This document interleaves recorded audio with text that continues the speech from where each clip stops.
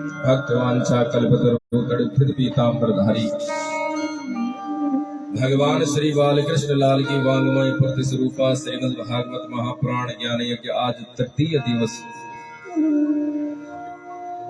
कथा श्रवण करने आए हुए सभी श्रद्धालु भक्तजन, करुणामयी ममतामयी माताएं,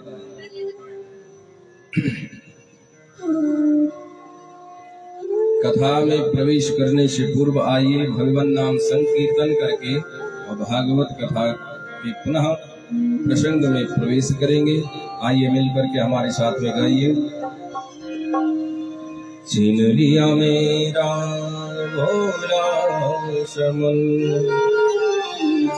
हरे राधा रमण प्यारे राधा रमण। छीन लिया मेरा भोला समन, राधा रमण प्यारे राधा रमण।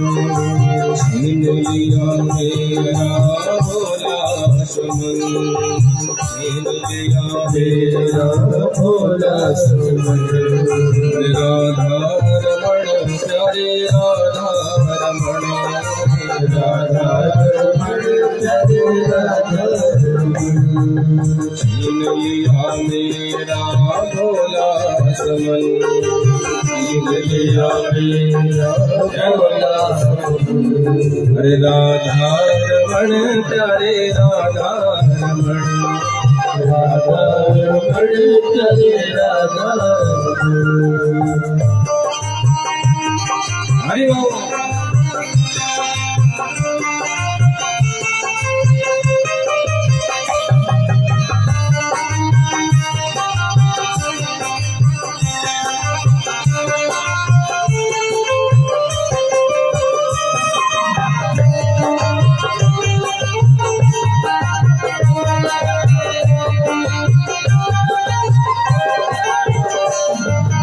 गोकुल कग्वाला ब्रज का बसैया, गोकुल कग्वाला ब्रज का बसैया, गोकुल कग्वाला ब्रज का बसैया, गोकुल कग्वाला ब्रज का बसैया।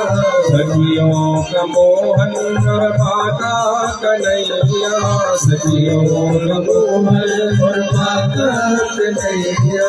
सखियों का मोहन और माता कन्हैया, सखियों का मोहन और माता कन्हैया। भक्तों का जीवन और निर्धन का धन, भक्तों का जीवन और निर्धन का धन। हरे राधा रमण प्यारे राधा रमण, राधा रमण प्यारे राधा रमण। छीन लिया मेरा भोला समन, छीन लिया मेरा भोला समन। राधा रमण प्यारे राधा रमण, राधा रमण प्यारे राधा रमण।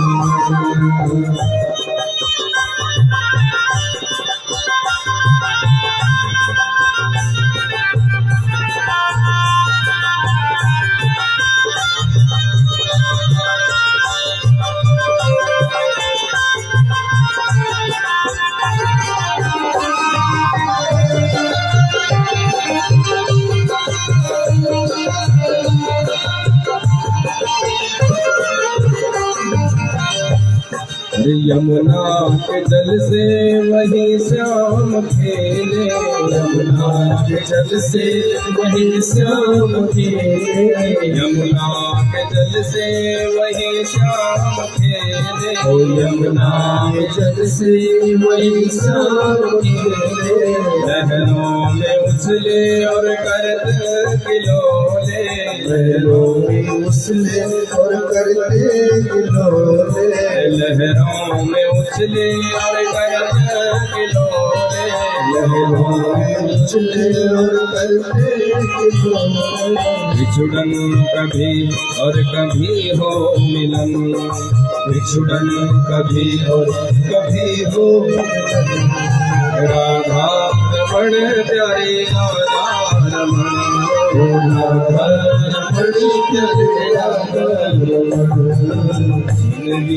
मेरा भोला समन, छीन लिया मेरा भोला समन। हरे राधा रमण प्यारे राधा रमण, भोला रमण प्यारे राधा रमण। हरि बोल।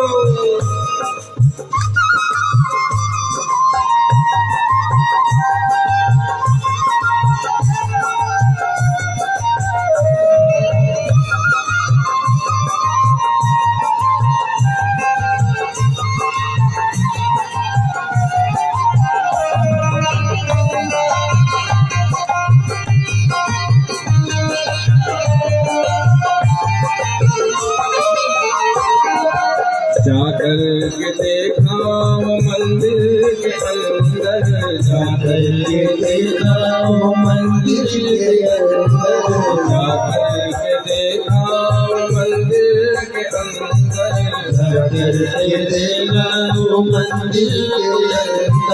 घट घट के अंदर वही श्याम सुंदर, घट घट के अंदर वही श्याम सुंदर, घट घट के अंदर वही श्याम सुंदर, घट घट के अंदर वही श्याम सुंदर। कुंडल हलन और तिरछी चलन, कुंडल हलन और तिरछी चलन। राधा रमण प्यारे राधा रमण, राधा रमण प्यारे राधा रमण, राधा रमण प्यारे राधा रमण, राधा रमण प्यारे राधा रमण। छीन लिया मेरा भोला समन, छीन लिया मेरा भोला समन। राधा रमण प्यारे राधा रमण, राधा रमण प्यारे राधा रमण, राधा रमण प्यारे राधा रमण, राधा रमण प्यारे राधा रमण। हरे राधा रमण प्यारे राधा रमण, राधा रमण प्यारे राधा रमण। छीन लिया मेरा भोला समन, छीन लिया मेरा भोला समन। राधा रमण प्यारे राधा रमण, राधा रमण प्यारे राधा रमण, राधा रमण प्यारे राधा रमण, राधा रमण प्यारे राधा रमण, राधा रमण प्यारे राधा रमण, राधा रमण प्यारे राधा रमण, राधा रमण प्यारे राधा रमण, राधा रमण प्यारे राधा रमण, राधा रमण प्यारे राधा रमण, राधा रमण प्यारे राधा रमण, राधा रमण प्यारे राधा रमण, राधा रमण प्यारे राधा रमण। बोल वृंदावन बिहारी लाल की जय, भक्त वत्सल भगवान की।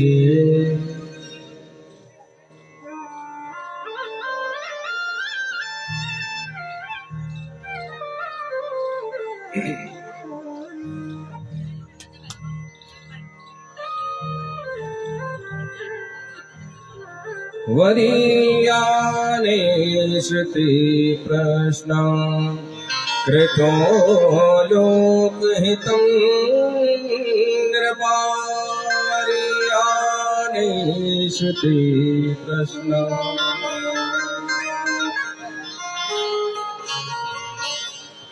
अच्छा, कल की कथा कहाँ पे छूटी थी, याद है आप लोगों को? राजा परीक्षित को श्राप लग गया था और 7वें दिन मरने का जो श्राप था वो लग चुका था। सारे ऋषि और राजा परीक्षित सुखताल में बैठे हैं। सुखदेव जी का आगमन हुआ। सुखदेव जी के सामने भी प्रश्न रखा कि मरण धर्मा प्राणी को क्या करना चाहिए, जिसकी मौत निकट हो उसको क्या करना चाहिए।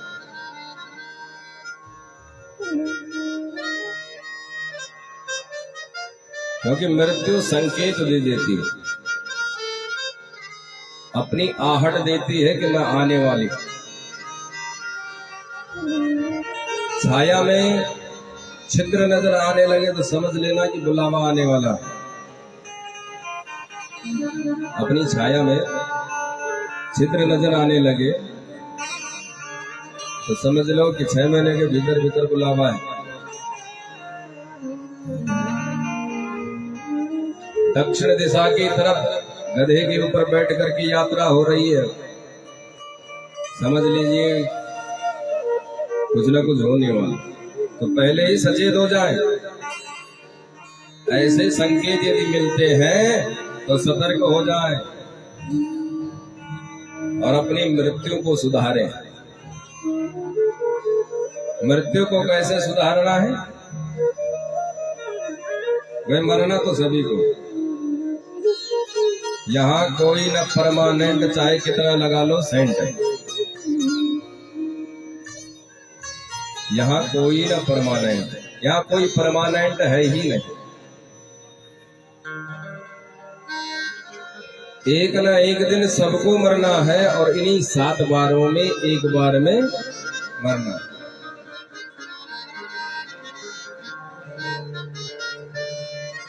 तो अब मृत्यु को सुधारने के लिए क्या किया गया? मिरियमाणस्य किं कर्तव्यम। जो मरण धर्मा प्राणी है उसका क्या कर्तव्य होता है, उसे क्या करना चाहिए क्या नहीं करना चाहिए, इस बात को श्री सुखदेव जी महाराज राजा परीक्षित को बतला रहे हैं। राजा परीक्षित ने प्रश्न किया तो प्रश्न का उत्तर देते हैं कि वरीयानि सति प्रश्न कृतो लोकहितं नृपा। हे राजन, आपने बहुत उत्तम प्रश्न पूछा है, बहुत अच्छी बात पूछी है। अरे मरना तुम्हें ही नहीं है, पूरे संसार को मरना है। आज आपने ये प्रश्न करके समस्त संसार की मृत्यु को सुधार दिया है। ये केवल राजा परीक्षित थोड़ी मरेगा, सारे संसार को मरना है, एक न एक दिन सबको जाना है। तो बोले आपने केवल अपने लिए नहीं पूछा कि मेरा क्या होगा, मुझे श्राप लग गया है, नहीं, प्रश्न किया मिरियमाणस्य किं कर्तव्यम। मरण धर्मा प्राणी का क्या कर्तव्य है, उसे क्या करना चाहिए, जब विस्तार पूर्वक हमें आप बतला दीजिए।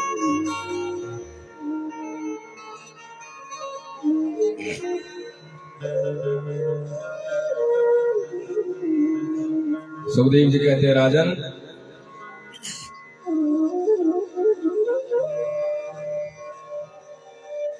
सर्वप्रथम तो जो है घबराना नहीं चाहिए। आत्मी सम्मता पंसा विश्वसेन श्रुत व्याधि सुयापरा।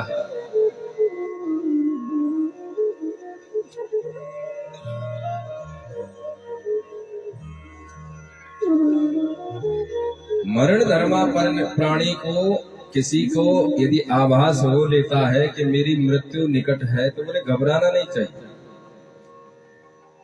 ये सोचिए कि मरना तो है ही, अब घबरा के क्या हो जाएगा, कुछ नहीं होने वाला। तो जितना समय है उस समय का सदुपयोग करें। सबसे पहले क्या करें? सुखदेव जी कहते राजन, जो प्रश्न आपने किया बहुत उत्तम किया है, हम आपको बतला दें।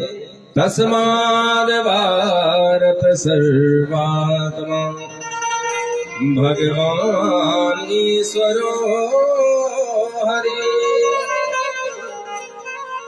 श्रोतव्या कीर्तितव्य स्मर्तव्य चेतता वयम् तस्माद् भारत सर्वात्मा। भारत कह रहे हैं किसको? परीक्षित जी को।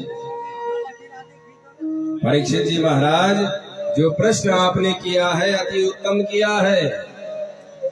भयभीत नहीं होना चाहिए मरण धर्मा प्राणी को। जिसकी मृत्यु निकट आ जाए उसको घबराना नहीं चाहिए। क्या करे? बोले श्रोतव्या कीर्तितव्य। अब देखिए सुनने की बात फिर पुनः आ गई। कल भी आपको कहा था कि भगवान की कथाओं को सुनना चाहिए, भक्ति को जागृत करना हृदय में, तो भगवान की कथाओं को सुनो। यहाँ पर श्री सुखदेव जी महाराज परीक्षित से कह रहे हैं कि राजन, यदि मृत्यु को सुधारना है तो भगवत कथाएं सुनना प्रारंभ कर दो। भगवान की कथा श्रवण करना प्रारंभ करो। श्रोतव्या कीर्तितव्य। अगर मृत्यु को सुधारना है तो भगवान की कथाओं को सुनो और उसके बाद उनका कीर्तन करो। फिर उनका स्मरण करो। स्मरत बच्चे छला भयम। उनका स्मरण करो मन से भगवान का, और जो मृत्यु का डर हृदय में है उसको बाहर निकालो।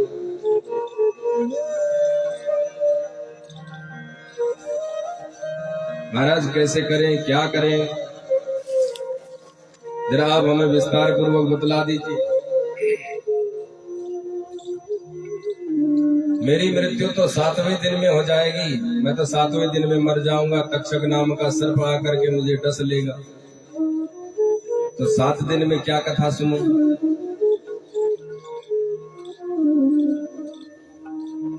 सुखदेव जी ने डांट दिया, राजन आप 7 दिन की बात कर रहे हैं। अरे खड़वांग नाम के जो राजा थे उन्होंने 2 घड़ी में ही मुक्ति पा ली थी। आपके पास तो अभी 7 दिन पड़े हुए हैं। अब देखिए डॉक्टरों की भी अपनी अपनी कला होती है। कितनी भी बड़ी बीमारी लगी हो, लेकिन डॉक्टर यदि समझदार हो तो अपनी मीठी मीठी बातों से ही आधी बीमारी जो है व्यक्ति की ठीक कर देता। क्योंकि आदमी बीमारी से कम बीमार होता, दिमाग से ज्यादा बीमार होता। तो जो कुशल डॉक्टर होगा वो कहेगा कि अरे कुछ नहीं है, सब कुछ ठीक हो जाएगा, आप चिंता मत कीजिए, एक इंजेक्शन लगाएंगे सब ठीक हो जाएगा। तो आधा तो वैसे ही ठीक हो जाता है, आधा दवाई असर कर जाती है, तो व्यक्ति बिल्कुल ठीक हो जाता है। लेकिन एक डॉक्टर ऐसे खतरनाक भी होते हैं कि जरा थोड़ा सा भी हो गया ना हाथ में या पैर में, महाराज ये तो बहुत बड़ा रूप ले लेगा, ऐसा हो जाए वैसा हो जाएगा, नाना प्रकार की बातें बतला करके आपको डरा उड़ देंगे, भयभीत और कर देते हैं। लेकिन यहाँ पर सुखदेव जी की कुशलता देखिए। राजा परीक्षित को 7वें दिन मरने का श्राप लगा हुआ है, भयभीत हैं, डरे हुए हैं, लेकिन अपने वचनों से उनको जो है विश्वास में ला दिया कि आप मर नहीं सकते, आपका कोई कुछ नहीं बिगाड़ सकता है। अपने वचनों से उन्हें विश्वास में ले लिया। राजन खड़वांग नाम के एक राजर्षि थे, उन्होंने 2 घड़ी में ही वैकुंठ को प्राप्त कर लिया था, भगवत धाम को प्राप्त कर लिया था।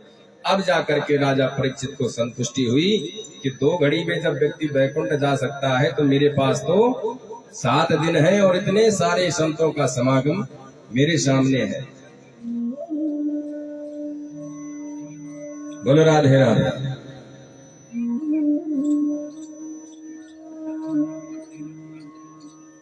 तब राजा कहते हैं कि अब बतलाइए आप मुझे क्या करना चाहिए।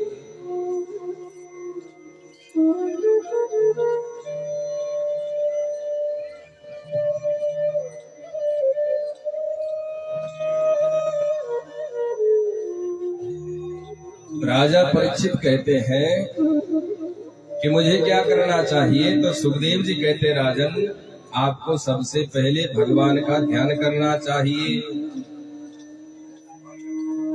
भगवान का ध्यान कैसे किया जाए?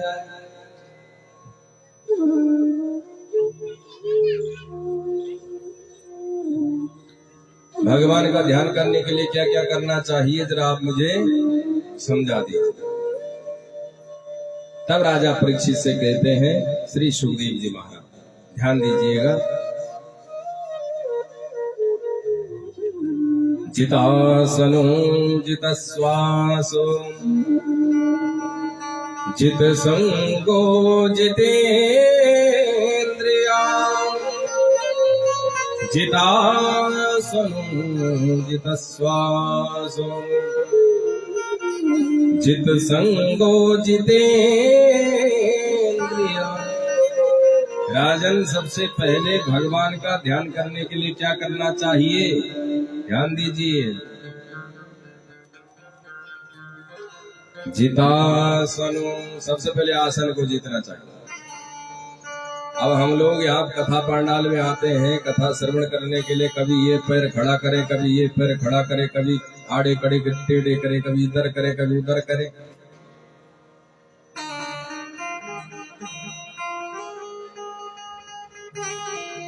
भगवान का ध्यान लगाने के लिए बोले सबसे पहले आसन को जीते। एक आसन में बैठ जाइए, जो भी सुखासन तुम्हें ठीक लगे उसी आसन में बैठ जाओ। चाहे पद्मासन हो, कमलासन हो, कोई भी आसन आपको आता हो, उसी आसन में बैठ जाइए जिसमें आप सुख पूर्वक बैठ पाए। उस आसन में बैठ करके उस आसन को जीतना सीखो। ऐसा ना हो कि आप बैठे, ऐसा ना हो कि आप बैठे और थोड़ी देर में आप फिर हिलना डुलना प्रारंभ करने लग गए।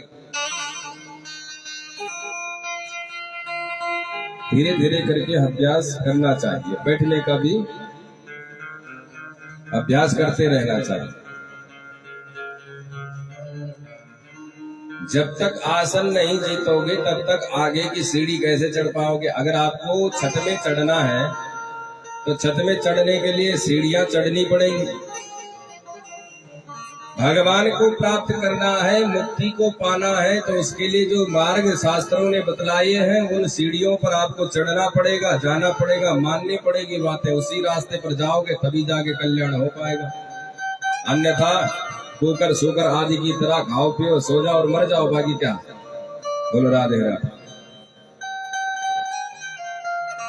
भाई खाना पीना सोना तो पशुओं का काम है, मनुष्य भी वही करता, पशु भी वही करते हैं। श्रेष्ठता मनुष्य में होनी चाहिए कि नहीं? भाई मनुष्य भगवान ने सोच समझ के बनाया है, तो इस मनुष्य के अंदर कुछ तो अच्छा होना चाहिए। या एक दूसरे की बुराइयां करते रहो, यहाँ से वहां चुगलियां मारते रहो, खाओ पियो और सो जाओ और फिर समय आया और मर जाओ, फिर कुकर शुकर आदि की योनियों को प्राप्त होकर के फिर संसार में भटकते रहो।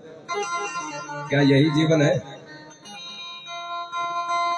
सत्कर्म करते चलिए, भगवत भक्ति हृदय में धारण कीजिए, भगवान का नाम स्मरण करते रहिए। उसके लिए क्या करना पड़ेगा? सबसे पहले आसन को जीतना होगा। जिस आसन में आप बैठ रहे हैं भगवान का ध्यान लगाने के लिए। घर में आपके मंदिर है, सभी के मंदिर होते हैं पूजा पाठ के लिए। तो जब आप अपने मंदिर के आगे बैठते हैं पूजा करने के लिए, तो 2 मिनट धूप और दीप जलाने में जितना टाइम लगता होगा शायद उतना ही बैठते होंगे। फटाफट घुमाया, इधर दिखाया उधर दिखाया, बीच में रखा और जैसे रखा। किसको दिखाया, क्या दिखाया, क्यों दिखाया, कोई लेना देना नहीं। बस धूप जलानी थी, दिया जलाना था, सो जला दिया।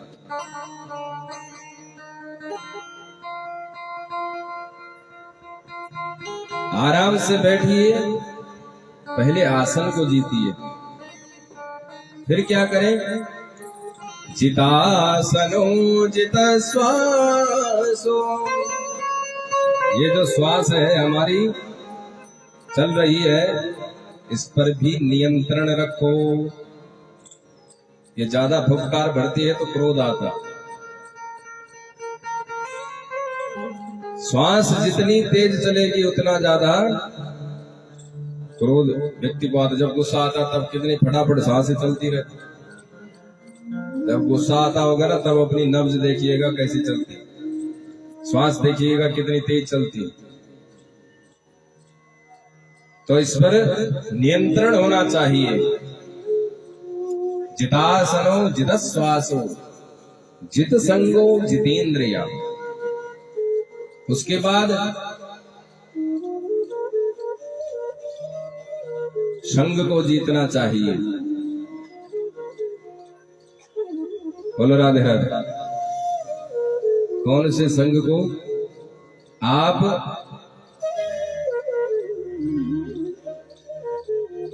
सत्पुरुषों के संग में हैं या अनाड़ियों के साथ में हैं? देखो, बीड़ी पीने वाले के साथ में जो रहेगा वो बीड़ी पीना सीख जाता। आज नहीं तो कल, नहीं तो एक महीने बाद।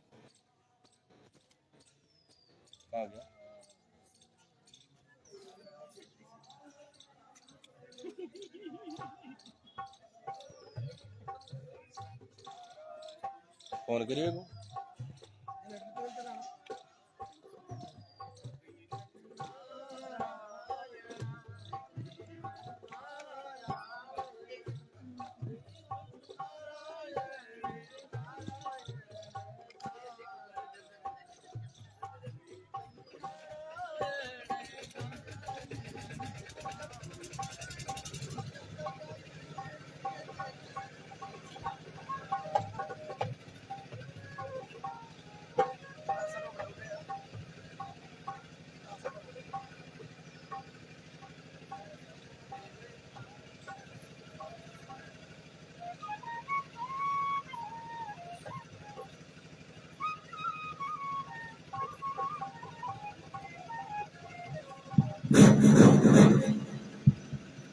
बोल भक्त वत्सल भगवान की जय।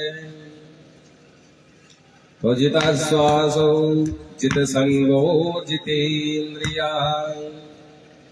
संग को जीतना चाहिए, सत्पुरुषों का संग करना चाहिए, अच्छे व्यक्तियों का संग करना चाहिए, भगवत भक्तों का संग करना चाहिए। जो भगवान का नाम स्मरण करते रहते हैं उनका संग करना चाहिए।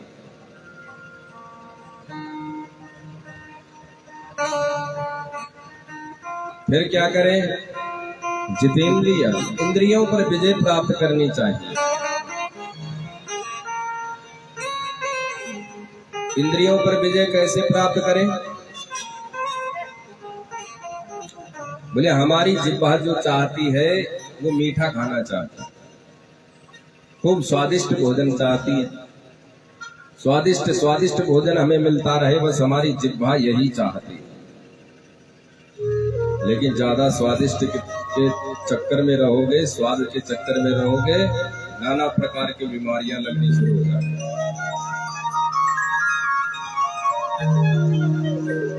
इसलिए इस जिह्वा पर भी जो है कंट्रोल होना चाहिए। ये तो केवल एक ही इंद्रिय है। आंखें सुंदरता देखना चाहती है, हाथ सुंदर स्पर्श चाहते हैं, पैर मन इच्छा से जाना चाहते हैं। तो इन सब चीजों पर जो है कंट्रोल होना चाहिए आपका। भाई, जिह्वा चाहती है स्वादिष्ट भोजन, लेकिन आप सोच रहे हैं कि नहीं, ज्यादा स्वादिष्ट भोजन नहीं करना चाहिए, ज्यादा नहीं खाना चाहिए, कचरे पचर, भाई तबीयत खराब हो जाएगी। बुद्धि में चल रहा है, लेकिन जिह्वा चाहती है कि मिल जाए, तो अपनी चलाएं, जिह्वा की न चलने दें। तो इंद्रियों पर विजय प्राप्त हो। फिर क्या करें? स्थूले भगवतो रूपम। तब भगवान के स्थूल शरीर का ध्यान करें, भगवान के विराट स्वरूप का ध्यान करें। फिर कौन सा विराट स्वरूप है भगवान का? जो ये पृथ्वी है, ये भगवान का उदर प्रदेश है, यानी कि भूर भुव स्वः मह जन तप और सत्यलोक। पृथ्वी से ऊपर 7 लोक और पृथ्वी से नीचे 7 लोक। सत्यलोक भगवान का शिरोभाग हो गया, और अतल वितल सुतल तलातल रसातल महातल और पाताल भगवान का पदतल हो गया। ये भगवान का विराट स्वरूप है। इस पृथ्वी में बोला जितनी भी आपको नदियां दिख रही है भगवान की नाड़ियां है, वृक्ष दिख रहे हैं ये भगवान के रोमकूप है। इस प्रकार से भगवान के विराट स्वरूप का आप दर्शन कीजिए और फिर भगवान के सूक्ष्म शरीर का ध्यान करें। किस कामना से किस देवता की उपासना करनी चाहिए ये भी सुखदेव जी ने बतलाया। आयु की इच्छा रखने वाले बोले अश्विनी कुमारों की उपासना करें, ब्रह्म तेज के लिए बृहस्पति की उपासना करें, लक्ष्मी की प्राप्ति के लिए माया देवी की उपासना करें, विद्या कामस्तु ग्रीष्म, विद्या की कामना रखने वाले विद्यार्थी भगवान शंकर की पूजा करें, और पति पत्नी में कलह न बने, झगड़े न हो, उसके लिए बोले माता पार्वती और भगवान शंकर की उपासना दोनों लोग आपस में करते रहे, कभी लड़ाई झगड़ा नहीं होगी। भगवान शंकर की पूजा आपको अनेकों अनेक फल देती है। जितना सामंजस्य भगवान शंकर जी के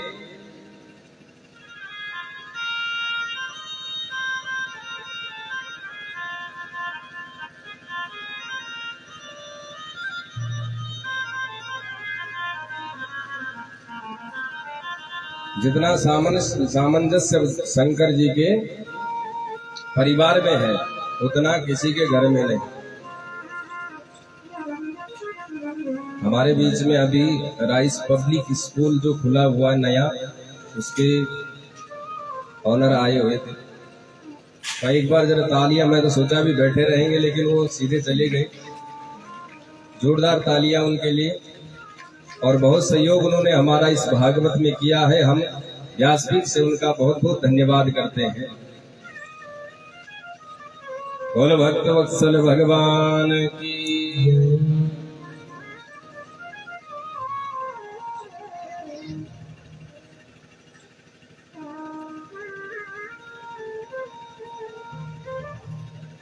तो बोले जिसको कुछ नहीं चाहिए होगा अथवा सब कुछ चाहिए होगा वो किसकी उपासना करे। भाई ऐसा है, अमुक कामना के लिए अमुक देवता की उपासना करें, लेकिन आपको बहुत सारी चीजें चाहिए अथवा कुछ भी नहीं चाहिए, तो वो किसकी पूजा करे। तब सुखदेव जी कहते हैं राजन, अकामा सर्व कामो वा मोक्ष कामोदारधि तीव्रेण भक्ति योगेन यजित पुरुषं परम। उस परम पुरुष परमात्मा भगवान श्री कृष्ण का ध्यान करें, उनका पूजन करें। अकामा सर्व कामा, आपके मन में कोई कामना हो अथवा ना हो, आपके मन में कोई कामना हो अथवा न हो, आप भगवान श्री कृष्ण का ध्यान करें, उनका पूजन करें।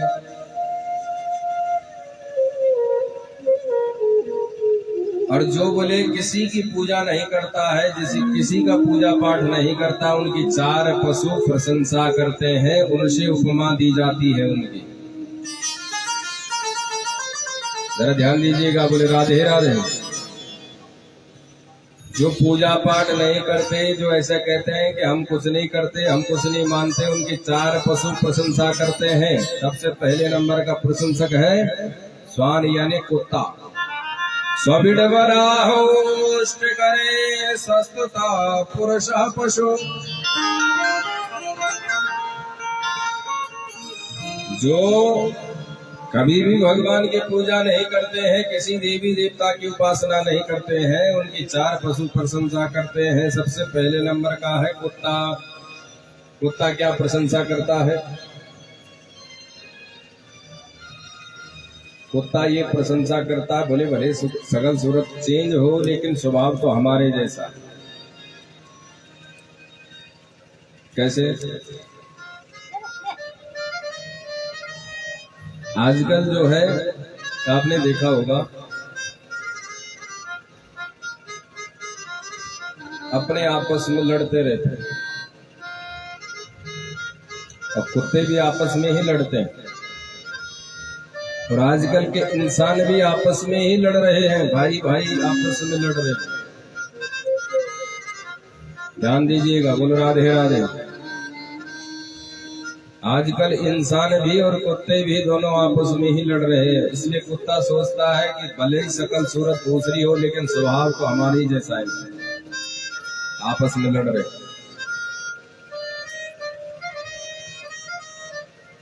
दूसरा प्रशंसक है बिड़बरा, ग्रामीण सुअर। ग्रामीण सुअर क्या कहता है? ग्रामीण सुअर कहता है कि चाहे कुछ भी हो, खान पान हमारे जैसा है, कुछ भी मर्जी खा जाते हैं।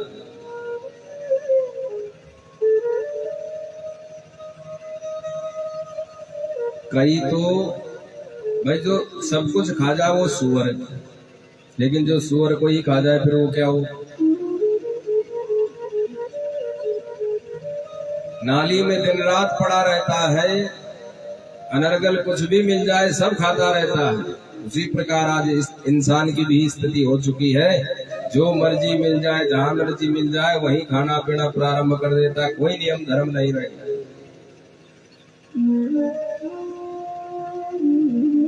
खाने के लिए लाइन में ऐसे लगते हैं, थाली पकड़ करके कि पूछो मत। बोलो राधे राधे।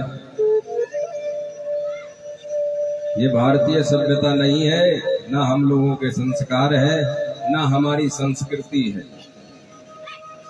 हमारी संस्कृति सभ्यता है कि जमीन में बैठ करके और तब भोजन परोसा जाए, और भोजन को भी पहले सम्मान पूर्वक ग्रहण किया जाए। ऐसा नहीं कि गए और बिना हाथ धोए मुंह धोए बैठ गए थाली में। भोजन करने के भी नियम है।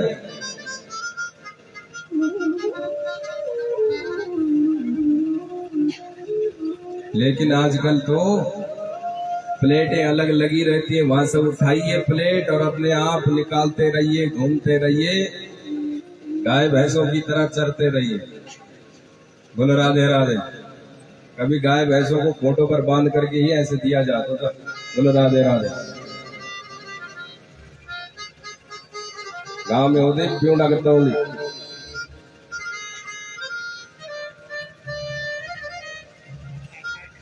गाय के आगे रखा जाता है एक टप सा, उसमें रखा जाता है सारा कुछ, और फिर गाय के आगे रख दिया जाए खा लो।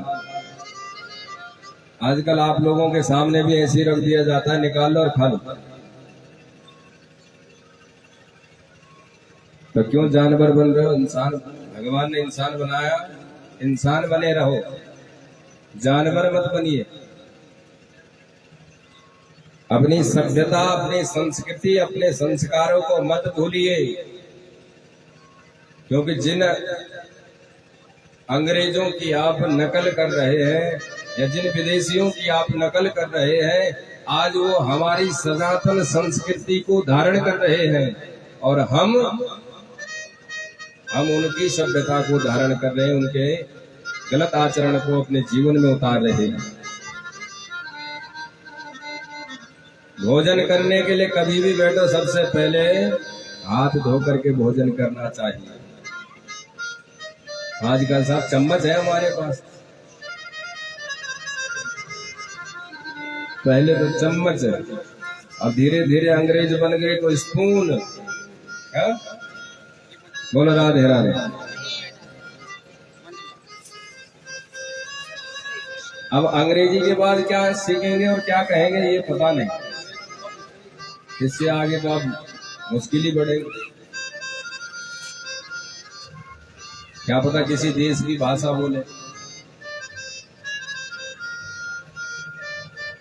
बोलो राधे राधे। तो सुअर कहता है कि अनर्गल जो कुछ मिल जाए सब इंसान जैसे भक्षण कर रहा है, जैसे मैं भक्षण कर लेता हूँ, वैसे ही आजकल इंसान भी। अब क्या पता तुम्हें कि कितने दिन पुराना भोजन बना पड़ा है, कब बनाया, किसने बनाया, कैसे बनाया, शुद्ध है नहीं है, पानी कहाँ से लाया, कैसे लाया, कुछ पता है? तो गए आप ही करके आ गए। और खाने के लिए भी कोने कोने में भगे, कोई थाली ना देख ले कि कितना भर रखी हमने, सारी समेट समेट करके उसी में डाल दे। कोई व्यंजन ऐसा न रह जाए जो छूट जाए। फिर अगले दिन सुबह मेरा सिर दर्द हो रहा, पेट दर्द हो रहा, बोल रहा दे रहा था।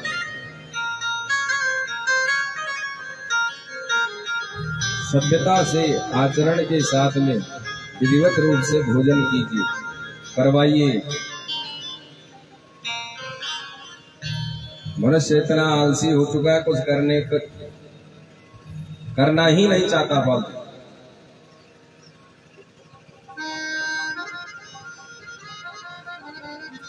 और ऐसे भोजन को ऐसे मानते हैं महाराज जैसे कि न जाने कितनी बड़ी पार्टी चल रही है, कितना बड़ा कुछ कर दिया। आप पूरे राम पार्क में एक व्यक्ति बिठा करके भोजन करवाइएगा, अगर पूरा राम पार्क आपकी शाबाशी न करे फिर कहना होगा। कोई अभी अगर आपको ऐसा कहे कि आपने गलत किया, बिठा करके भोजन करवाया, फिर जाकर के कहिएगा कि हाँ जी आपने गलत कही थी बात।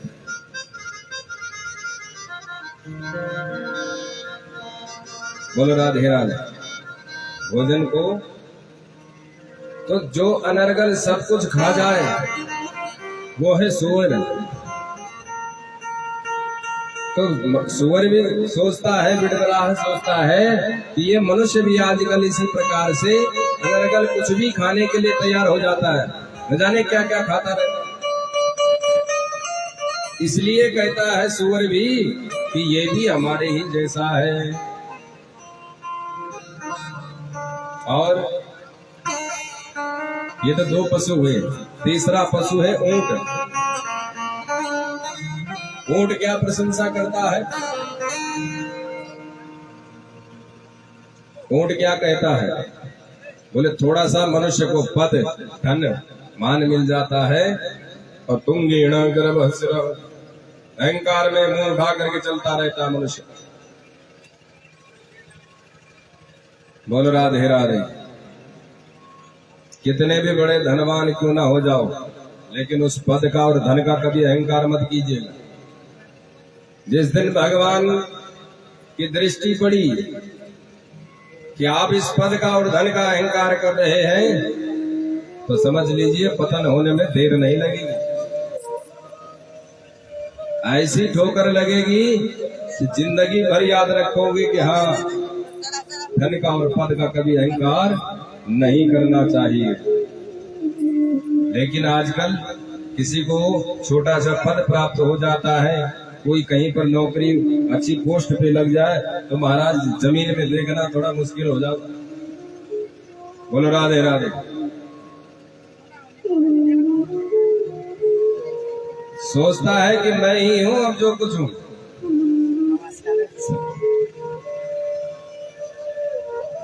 वह सोचता है कि अब मुझे पद प्राप्त हो चुका है, धन प्राप्त हो चुका है, तो अब मैं ही हूं और सब कुछ मैं ही हूं बस।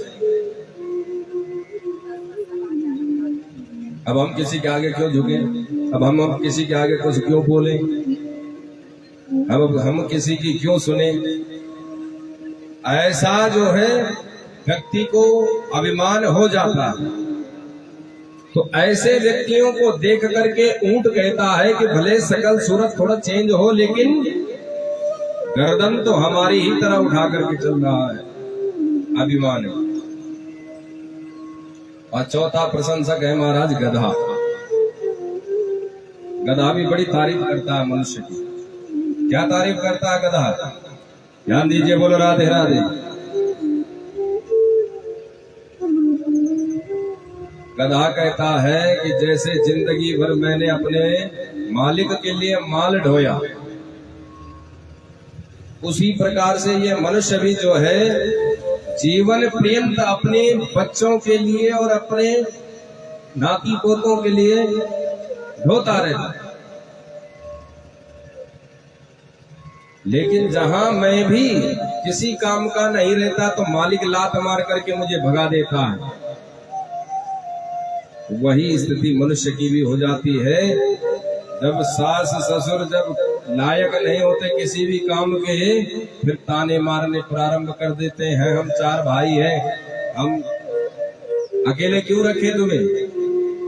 हम क्यों तुम्हारा बोझ अपने सर पर रखे? 4 भाई हैं, 2 महीने वहां रहो, 4 महीने वहां रहो, 4 महीने यहाँ रहो, बराबर रहिए। और जब तक कुछ मिल रहा है तब तक कुछ नहीं बोलेंगे, लेकिन जहां मिलना बंद, वहीं देखिए आप व्यवहार कैसे हो जाएगा आपकी ही संतति का आपके प्रति। बोलो राधे राधे।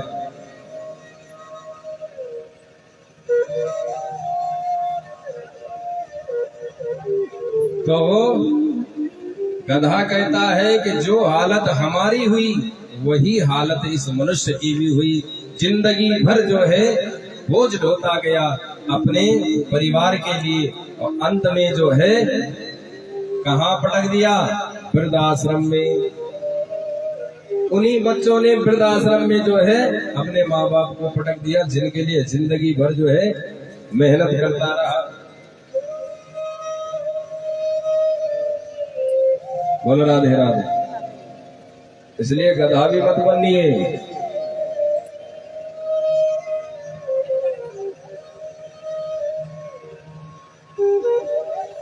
जब तक सामर्थ्य हो कीजिए, लेकिन जब बच्चे समझदार हो गए हों तो उन्हें उनकी जिम्मेदारियां दीजिए, संभालने दीजिए।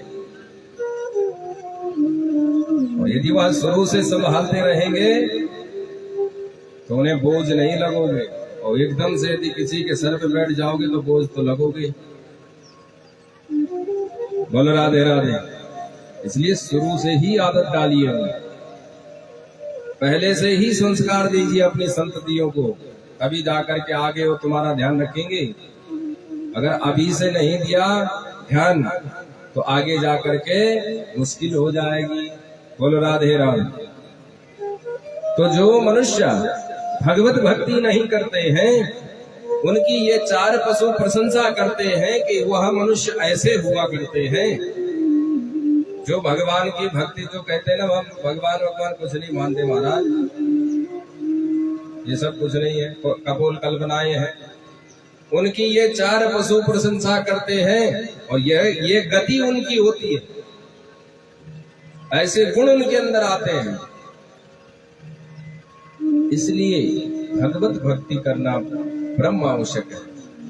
जो मनुष्य भगवान के चरणों से जुड़ा हुआ रहता है उसके स्वभाव में और एक नास्तिक के स्वभाव में आप अंतर स्वयं देख सकते हैं। जो भगवत भक्ति करता होगा वो नम्र स्वभाव से आपके साथ में बड़े प्रेम पूर्वक बोलेगा। लेकिन जिसने कभी कोई पूजा पाठ ही नहीं करना, कभी भगवान से कोई लेना देना ही नहीं, तो फिर वो अपने अभिमान में चलता है, तो वो क्या दूसरे की बातों को रखेगा, मानेगा, क्या दूसरे की इज्जत करेगा। बोलो राधे राधे।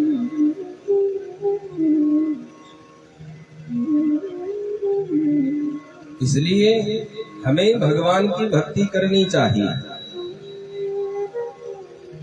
अब राजा परीक्षित से जो है पद्म कल्प की सृष्टि का प्रश्न किया कि महाराज ये पद्म कल्प की सृष्टि क्या है।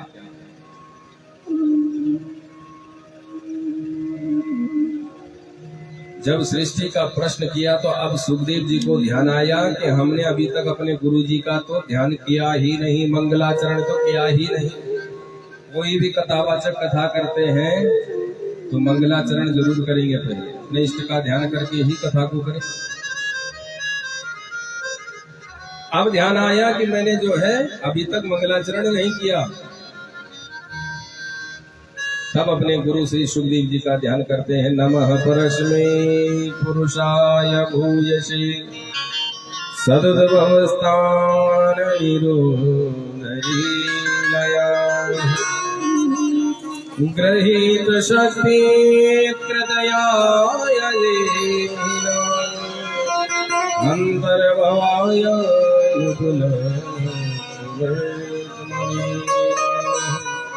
अपने गुरु श्री सुखदेव जी के पाद पद्मों में प्रणाम करते हुए श्री सुखदेव जी अब पद्मकल्प की सृष्टि का वर्णन करते हैं। चतुश्लोकी भागवत के रूप में जो पद्मकल्प की सृष्टि हुई, भगवान कहते हैं कि पहले केवल मैं ही था, मेरे अलावा कोई भी नहीं था। अथा तो ब्रह्म जिज्ञासा, जब ब्रह्म की जिज्ञासा हुई कि सृष्टि का मैं विस्तार करूं, तब जाकर के भगवान के नाभि से कमल उत्पन्न हुआ। कमल में ब्रह्मा जी उत्पन्न हुए। ब्रह्मा जी ने चारों तरफ देखा परंतु कुछ भी नहीं दिखाई दिया। पुनः उसी कमल नाभ में वापस भगवान के उदरस्थ हो गए। वहां देखा तो चारों तरफ सन्नाटा, केवल दो ही अक्षर सुनाई दिए, त और प। और इसी तप शब्द को सुन करके ब्रह्मा जी ने हजारों वर्ष तक तप किया, और हजारों वर्ष तप करने के बाद फिर भगवान ने दर्शन दिए और अपना अगूढ़ ज्ञान जो है चतुश्लोकी भागवत के रूप में ब्रह्मा जी को दिया। बोल भक्तवत्सल भगवान की।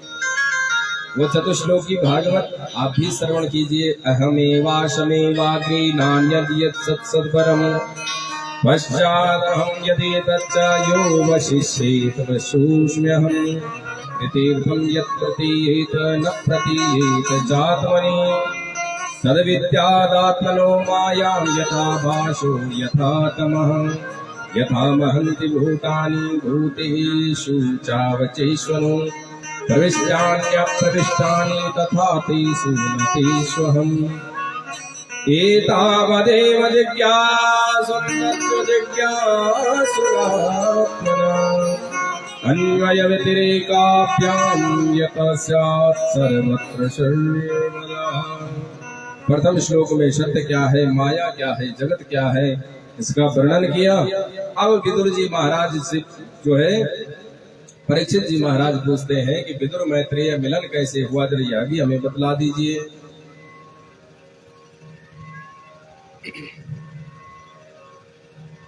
विदुर जी का मैत्रेय जी के साथ में मिलन कैसे हुआ। तब श्री सुखदेव जी कहते हैं, राजन यदा तु राजा स्वसुतान साधु पुष्णन् न धर्मेण विनष्टि दृष्टि प्रातुर्यमिष्टस्य सुतान् विबन्धो प्रविश्य लाक्षाघवने ददाः। बोले श्री राजन, ये उस समय की बात है जब पांडवों को राज्य देने की बात आई थी। भगवान श्री कृष्ण केवल 5 गांव मांग रहे थे। किनके लिए? 5 पांडवों के लिए। लेकिन दुर्योधन ने कह दिया था कि सुई की नोक के बराबर भी मैं जो है पांडवों को बिना युद्ध के नहीं दूंगा। भगवान ने बार बार समझाया, लेकिन दुर्योधन की समझ में बिल्कुल भी नहीं आया।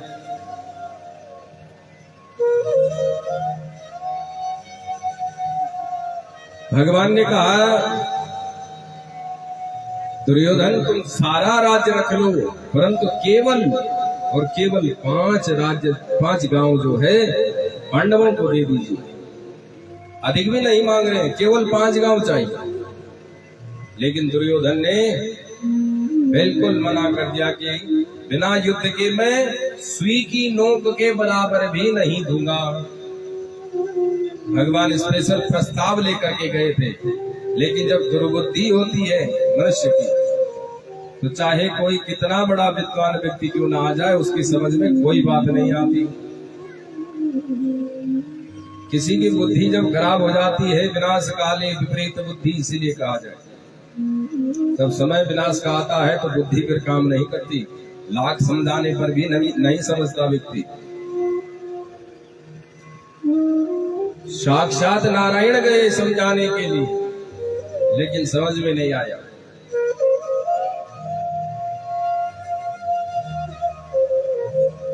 अब जो है भगवान ने कहा, भाई अगर तुम ये सब नहीं मानते तो क्या करें।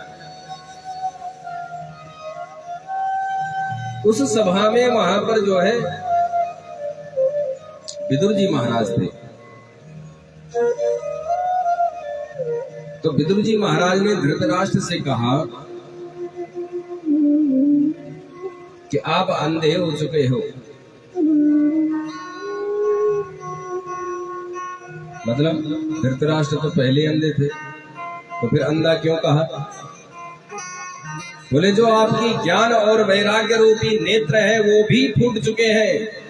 ना तो आपको ज्ञान दिखता है, ना ज्ञान के नेत्र से दिखता, ना वैराग्य के नेत्र से दिखता है। आप केवल पुत्र मोह में पड़ रहे हैं महाराज, और ये पुत्र मोह आपको ले डूबेगा, आपके सारे कुल का नाश कर सकता है। इसलिए मैं आपसे कहता हूँ, अगर एक उंगली में बीमारी लग जाए और वो बीमारी उंगली काटने से सही हो जाए तो उंगली को काट देना चाहिए, सारा शरीर बच जाएगा। महाराज आपसे हमारा निवेदन है कि बोले अगर उंगली में बीमारी ऐसी लग चुकी है कि सारा शरीर नष्ट हो सकता है, उंगली को काटने में बुद्धिमानी है। इतने में वहां पर बैठा दुर्योधन चिल्लाने लगा, हे किसको कहता है? अरे हमारी रोटियों पर, हमारे टुकड़ों पर पलने वाला तो आज हमें शिक्षा देता है, हमें ज्ञान देगा तू? अनाप शनाप जो है दुनिया भर का बोल दिया। किसके लिए? विदुर जी महाराज के लिए। विदुर जी महाराज चुपचाप सहन करते गए और कहा कि मैं ऐसा अन्याय बिल्कुल नहीं दे सकता पांडवों के साथ में, इसलिए मैं जा रहा हूं। और स्वयं धनुर्द्वार निदाय माया गतो त्यजो यातुर्मानयाना।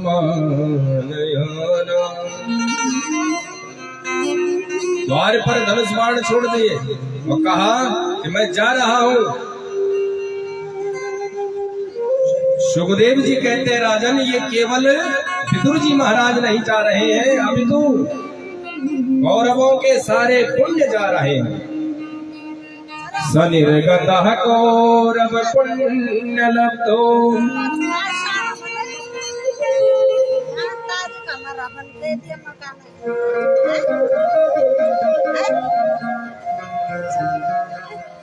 सनिर्गतः कौरव पुण्य लब्धो।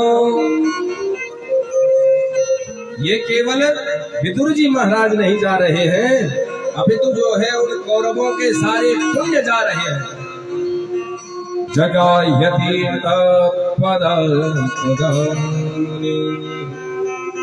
ये केवल विदुर जी महाराज नहीं, कौरवों के समस्त पुण्य उनके साथ में जा रहे हैं। जिस प्रकार से लंका में विभीषण,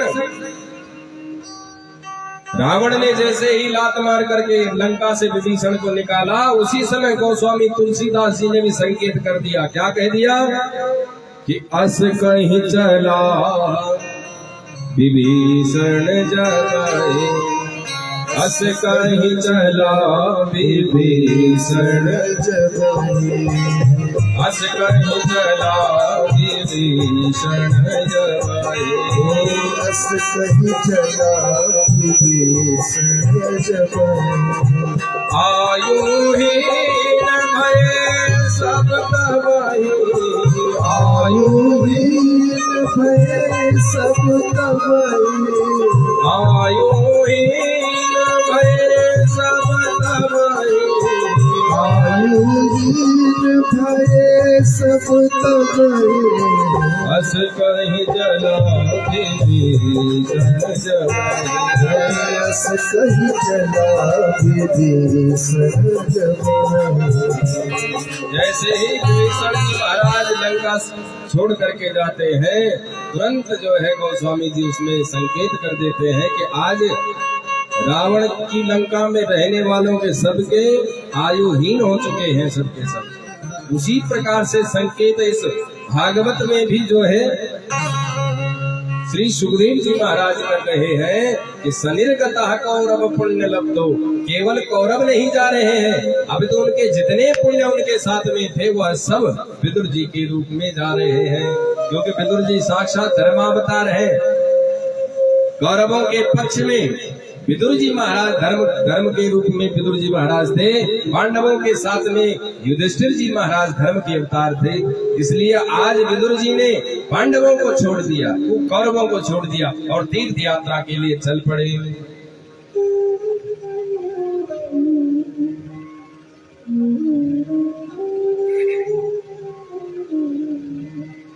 अब जो है विदुर जी महाराज तीर्थ यात्रा करते करते आगे बढ़े। जैसे आगे बढ़े तो आगे जाते ही उनको जो है तीर्थ यात्रा करते करते श्री उद्धव जी मिल गए रास्ते में। उद्धव जी को देखते ही विदुर जी महाराज दौड़े दौड़े उद्धव जी के पास पहुंचे और रोने लगे। महाराज मुझे ये बतलाइए कि उस महाभारत युद्ध का क्या हुआ जिसको छोड़ करके मैं आ गया था। विदुर जी ने कहा कि वो युद्ध तो जो है पांडवों ने जीत लिया, सारे कौरव मारे गए, अधर्म का नाश हो गया। विदुर जी महाराज जोर जोर से चिल्लाने लगे, बोले मैं तो पहले ही जानता था जहाँ साक्षात धर्मावतार भगवान श्री द्वारकाधीश जिसके साथ में विराजमान हो, जिसके साथ में हो, जहाँ धर्म होगा वहीं विजय होगी, अधर्म का तो नाश होगा। मैं जानता था, बोले पहले से ही मैंने बार बार संकेत दिया था। किसको? धृतराष्ट्र जी को, लेकिन उन्होंने एक न मानी। पुत्र मोह में पड़ करके उन्होंने सारे वंश का नाश करवाया। लेकिन हमारे प्यारे प्रभु जी कहाँ हैं? तब उद्धव जी रोने लगे, बोले हमारे जो ठाकुर जी हैं द्वारकाधीश, बोले अपनी लीला स्मरण करके वह अपने परम धाम को चले गए। लेकिन विदुर जी महाराज जाते जाते वो आपके लिए कुछ संदेशा देके गए, और मुझे तो अभी थोड़ा समय लगेगा, मेरे को बहुत दूर जाना, बद्रीनाथ जाने का आदेश दिया है ठाकुर जी ने अपनी खड़ाऊ दे करके। तो द्वारकाधीश प्रभु श्री कृष्ण की मैं खड़ाऊ लेकर के सीधे बद्रीनाथ जाना है। लेकिन मेरे सामने उस ज्ञान को जो है मैत्रेय मुनि सुन रहे थे, तो जाकर के आप किसी तीर्थ में आपको मैत्रेय मुनि मिल जाएंगे, आप मैत्रेय जी के पास जाएं और वो आपको वह गूढ़ ज्ञान अपना जो प्रभु ने दिया था आपके लिए वो संदेश आपको सुना देंगे। ऐसा कह करके उद्धव जी तो खड़ाऊ लेकर के बद्रीनाथ धाम की तरफ चले गए। उधर विदुर जी ढूंढने लगे मैत्रेय जी को। मैत्रेय जी से एक तीर्थ में जो है मैत्रेय जी से मिलन हो जाता है। चलते चलते जब आगे विदुर जी को मैत्रेय जी मिलते हैं तो बड़े प्रेम से, बड़े भाव से मैत्रेय जी जो है विदुर जी को मिलते हैं। अरे आओ आओ विदुर जी महाराज, मेरे ऊपर तो बहुत बड़ा बोझ था, भगवान ने मेरे ऊपर एक जिम्मेदारी सौंपी थी, और जब तक मैं ये जिम्मेदारी पूरी नहीं निभा लेता तब तक मुझे टेंशन ही रहती। लेकिन आज आप मिल गए हैं, अपना मन हल्का कर लेंगे। तब विदुर जी महाराज को बिठाते हैं। विदुर जी महाराज प्रश्न करते हैं श्री मैत्रेय मुनि से। मैत्रेय जी से विदुर जी महाराज कहते हैं कि प्रभु मुझे एक बात बतलाइए कि सुखाय कर्माणि करोति लोको न ते सुखं वान्यदुपारवम्।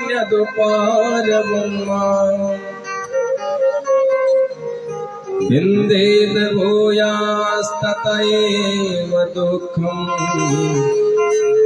यदत्र युक्तं भगवान् वदेत। महाराज एक बात बतलाइए कि संसार में सभी सुखी रहना चाहते हैं। बताइए कौन कौन होना चाहते हैं सुखी? सभी होना चाहते हैं। सुखाय कर्माणि करोति लोको, ये जो संसार है वो सब सुखी होना चाहते हैं, परंतु न ते सुखम वान्यदुपारमं वा, लेकिन सुखी कोई होता ही नहीं है। कारण क्या है इसका? ये सुख है क्या?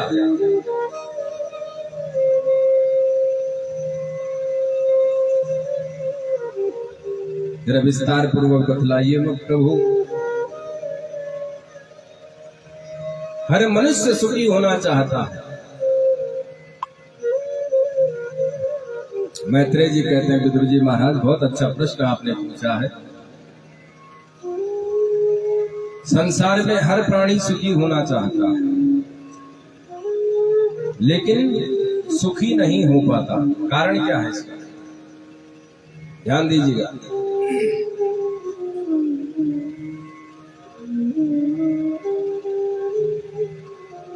पहले तो अगर आप अगर भोजनालय में जाएंगे तो वहां आपको भोजन मिलेगा, पुस्तकालय में जाएंगे तो पुस्तक मिलेंगी,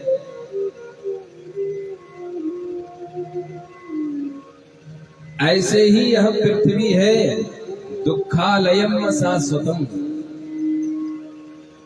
भगवान ने कहा है कि दुख का ये घर है। ये जो पृथ्वी है यहाँ पर नाना प्रकार के दुख ही मिल सकते हैं, सुख की कल्पना तो करना ही बेकार।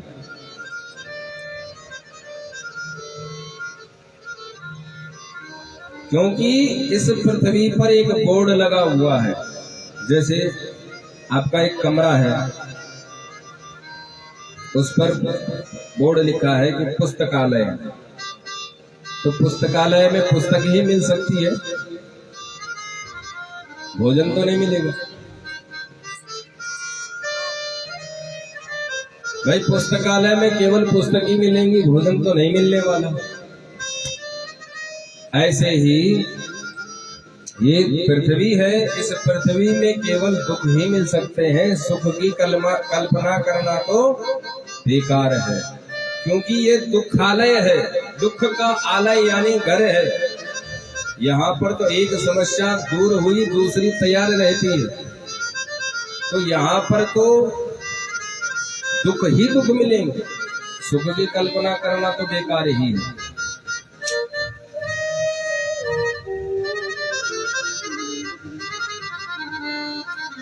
मनुष्य जो है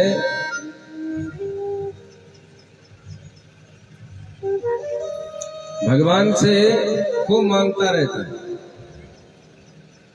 एक कामना पूरी हुई तो खुश हो जाता है, लेकिन इतने में उसको दूसरा कांटा अंदर से चुभने लगता कि ये और हो जाए हमारा काम। वो काम भी पूरा हो जाएगा, फिर से उसको दूसरा कांटा चुभने लगेगा, अब ये काम और हो जाएगा। तो सुखी कभी हो ही नहीं सकता मनुष्य, क्योंकि मन में कामनाओं के कांटे जो बो रखे हैं वो बार बार चुभते रहेंगे। तो सुख की कल्पना करना तो बेकार ही है इस संसार में। भाई जब तक बाल्यावस्था थी, बोध नहीं था, ज्ञान नहीं था, तब तक तो सब कुछ ठीक ठाक था। लेकिन जैसे ही होश संभालना शुरू किया, पढ़ाई लिखाई की टेंशन हो गई। अब वो दुख सता रहा है कि अब 10वीं 12वीं निकल जाए, अब ये पेपर निकल जाए, अब वो पेपर निकल जाए, वो भी सारे निकल गए। अब एक कामना का कांटा चुभ गया कि अब नौकरी लग जाए, अब नौकरी भी मिल गई। अब दूसरी कामना का कांटा चुभ गया कि अब जो है हमें गाड़ी भी मिल जाए। तो अभी तक तो नौकरी के लिए परेशान, नौकरी मिली तो उसके बाद नाना प्रकार की कामनाओं के कांटे मन में बोता रहता है, चुभ होता रहता है इंसान। तो इस संसार में जीव बोले सुखी कभी हो ही नहीं सकता, क्योंकि उसके मन में जो कामना के कांटे चुभते रहते हैं वो कभी उसे सुखी नहीं रहने देंगे।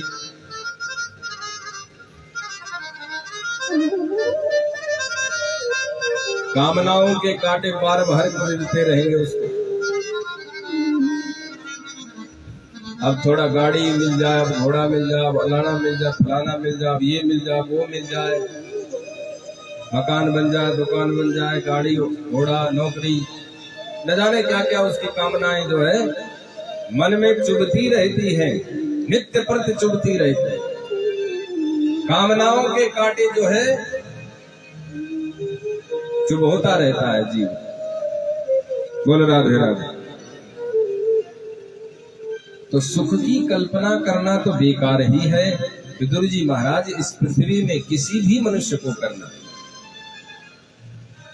जब तक वो कामनाओं के कांटे मन से निकाल न दे तब तक सुख की कल्पना करना व्यर्थ है, क्योंकि कामना की अपूर्ति में ही क्रोध जन्म लेता है, काम बिगड़ने शुरू हो जाते हैं।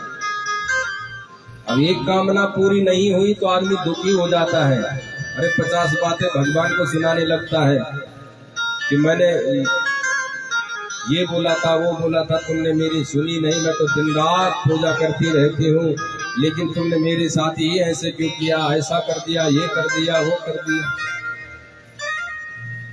अब भगवान तुम्हारा नौकर थोड़ी है जो तुम्हारे पीछे पीछे दौड़ता रहेगा।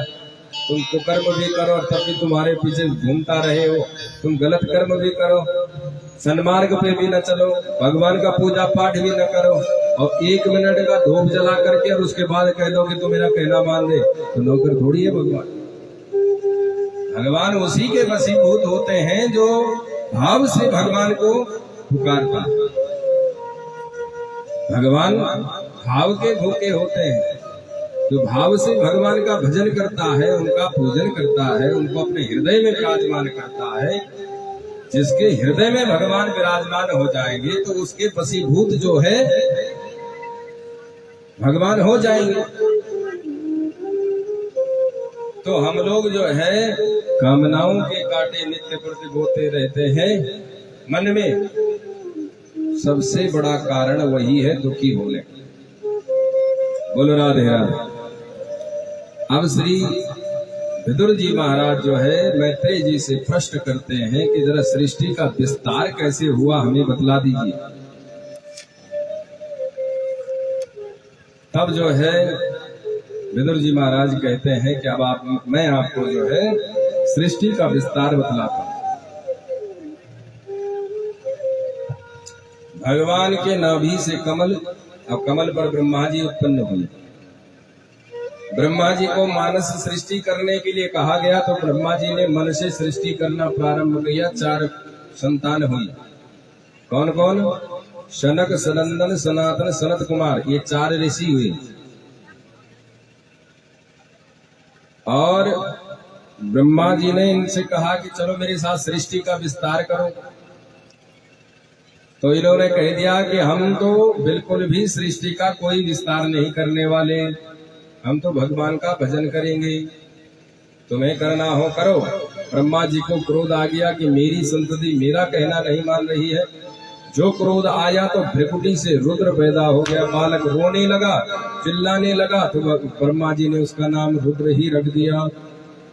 कहा बेटा सृष्टि का विस्तार करो। तो रुद्र ने अपने जैसे ही भयंकर सृष्टि करना प्रारंभ कर दिया। भूत प्रेत पिशाच आदि की सृष्टि। ब्रह्मा जी बोले बस बस बेटा जो है ऐसी सृष्टि हमें नहीं चाहिए, तुम भी ध्यान में बैठ जाओ। अब की बार जो है ब्रह्मा जी ने पुनः सृष्टि करी तो 10 ऋषियों को उत्पन्न किया। अत्रि, वशिष्ठ, भृगु, अंगिरा, पुलह, पुलस्त्य, कर्तु, दक्ष, मरीचि और नारद। इन 10 ऋषियों को उत्पन्न किया। अपने दक्षिण अंग से मनु और वाम अंग से शतरूपा का जन्म हुआ। भगवान ब्रह्मा जी के दाहिने अंग से मनु और वाम अंग से शतरूपा को मानसिक सृष्टि के द्वारा उत्पन्न किया। मनु शतरूपा से कहा कि जाओ सृष्टि का विस्तार करो। मनु शतरूपा जो है पृथ्वी पर आई तो देखा यहाँ पर पृथ्वी को उठा करके कोई राक्षस पाताल लोक में लेकर के जा रहा। दौड़े दौड़े ब्रह्मा जी के पास गए। ब्रह्मा जी से कहा कि हम सृष्टि कहाँ से करें, वो तो एक राक्षस पृथ्वी को उठा करके ही ले गया। ब्रह्मा जी ने ध्यान लगाया तो हिरण्याक्ष का ध्यान आया कि कोई हिरण्याक्ष नाम का राक्षस है जो पृथ्वी को रसातल में लेकर के जाना चाहता है। तुरंत ब्रह्मा जी को छींक आई और ब्रह्मा जी के नासिका से भगवान का वराह रूप में प्राकट्य हुआ। बोल वराह भगवान की। रसातल में गए, हिरण्याक्ष का वध करके पृथ्वी को यथास्थान रख करके पुनः सृष्टि का विस्तार किया। पितृ जी प्रश्न करते हैं, महाराज ये हिरण्याक्ष कौन था, फिर विस्तार पूर्वक हमें बतलाइए। अब कहते हैं कि विदुर जी महाराज, मैत्रेय जी कहते हैं यह कश्यप ऋषि की संतान थी। एक दिन दिति ने कश्यप ऋषि से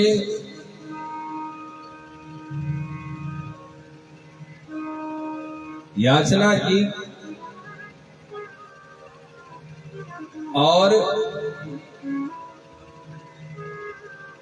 कश्यप ऋषि ने जो है कहा कि देवी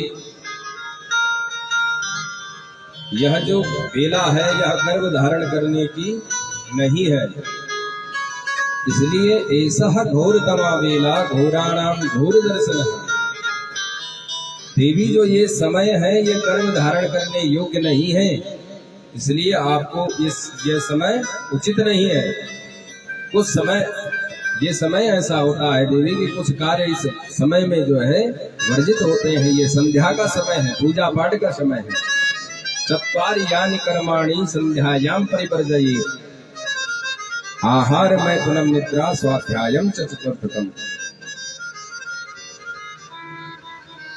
सायंकालीन समय में सूर्यास्त के समय जो है संध्या का जो समय होता है उसमें ना तो खाना भोजन करना चाहिए, ना ही मैथुन कर्म करना चाहिए और ना ही सोना चाहिए। सोने से बीमारियां आती हैं। मैथुन कर्म से कुपुत्र पैदा होते हैं, राक्षस प्रवृत्ति के पैदा होते हैं। भोजन करोगे तो बीमारियां आएंगी। संध्या के समय में यदि भोजन करते हो तो बीमारियां उत्पन्न होती हैं। और स्वाध्यायम च चतुर्थकम, अगर आप पढ़ाई भी उस समय पर करते हैं, स्वाध्याय करते हैं सूर्यास्त के समय, तो वो विद्या क्षीण होती रहती है। इसलिए बोले ये जो कर्म है यह समय उचित नहीं है। परंतु रति ने एक न मानी और कश्यप जी ने रति की कामना पूर्ण कर दी। फिर दिति को जो है बड़ा पश्चाताप हुआ। दिति को बड़ा पश्चाताप हुआ कि मैंने ये क्या कर दिया, ऐसा मुझे नहीं करना चाहिए। लेकिन अब तो हो गया, क्या करें। दिति ने 100 वर्षों तक अपने उन दोनों बच्चों को जन्म नहीं दिया। 100 वर्ष के बाद दिति ने जब उन्हें जन्म दिया तो दोनों जन्म लेते ही विशाल काय रूप धारण करने लगे। राक्षस प्रवृत्ति के पूर्ण राक्षस ही पैदा हुए।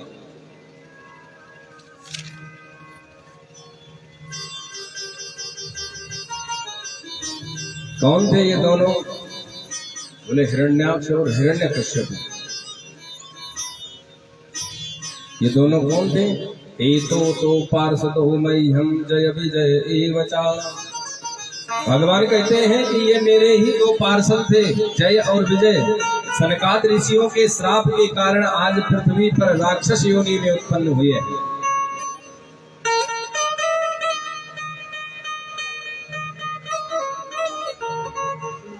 राक्षस कुल में उत्पन्न हुए हैं, राक्षस योनि को ही प्राप्त हुए हैं सनकाद ऋषियों के श्राप के कारण। इतने खतरनाक, एक हुंकार मारी स्वर्ग में सारे देवता स्वर्ग खाली करके भाग जाते थे। बड़े पराक्रमी, ताकत। एक दिन तो हिरण्याक्ष चारों तरफ घूम रहा था कि कोई लड़ाई करने वाला तो मिले जिससे लड़ा जाए, लेकिन कोई नहीं मिला। इतने में नारद जी दिखाई दिए, बोले हे बाबा जरा इधर आओ, लड़ाई वड़ाई जानते हो?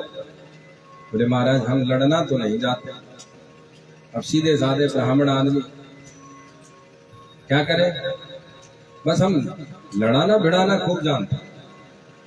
अगर आपकी इच्छा हो तो आपके योग्य हम बतला देंगे कहां आपको आपकी मनोकामना पूर्ण होगी। बोले हाँ बतलाओ। बोलो हम आशीर्वाद देते हैं आपको कि भगवान आपकी मनोकामना बहुत जल्दी पूरी करे। अब इतने में हिरण्याक्ष ने जो है पृथ्वी को ही उठाया और सीधे रसातल में लेकर के चला गया। उधर ब्रह्मा जी को छींक आई नासिका से, भगवान का बराह रूप में प्राकट्य हुआ। भगवान सीधे रसातल में गए, पृथ्वी को लेकर के आए। जैसे ही देखा कि बराह भगवान पृथ्वी को लेकर के जा रहे हैं तो दौड़ा दौड़ा पीछे से हिरण्याक्ष आया, हे वन गोचर कहीं के, रुक जाओ। भगवान ने एक न सुनी, पृथ्वी कांप रही थी कि कहीं मेरे को छोड़ ना दे। भगवान ने यथास्थान पृथ्वी को रखा और उसके बाद आकर के जो है हिरण्याक्ष को जवाब दिया, हाँ भैया आप बतलाइए क्या कह रहे थे? वन गोचर कहा आपने हमें, ठीक है हम वन गोचर है। वन गोचर का मतलब वन में रहने वाले, विचरण करने वाले, जंगली सुअर। सत्यम भयम वो वन गोचरा मृगाः युष्मद्गतान् मृगै ग्राम सिंहान्। सत्य कहा आपने कि मैं वन गोचर हूँ, लेकिन तेरे जैसे गांव के कुत्तों का भौंकने का मुझको बिल्कुल भी फर्क नहीं पड़ता।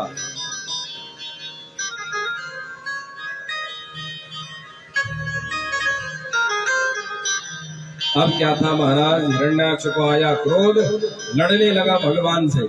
भगवान ने भी खूब जो है लड़ाई करी।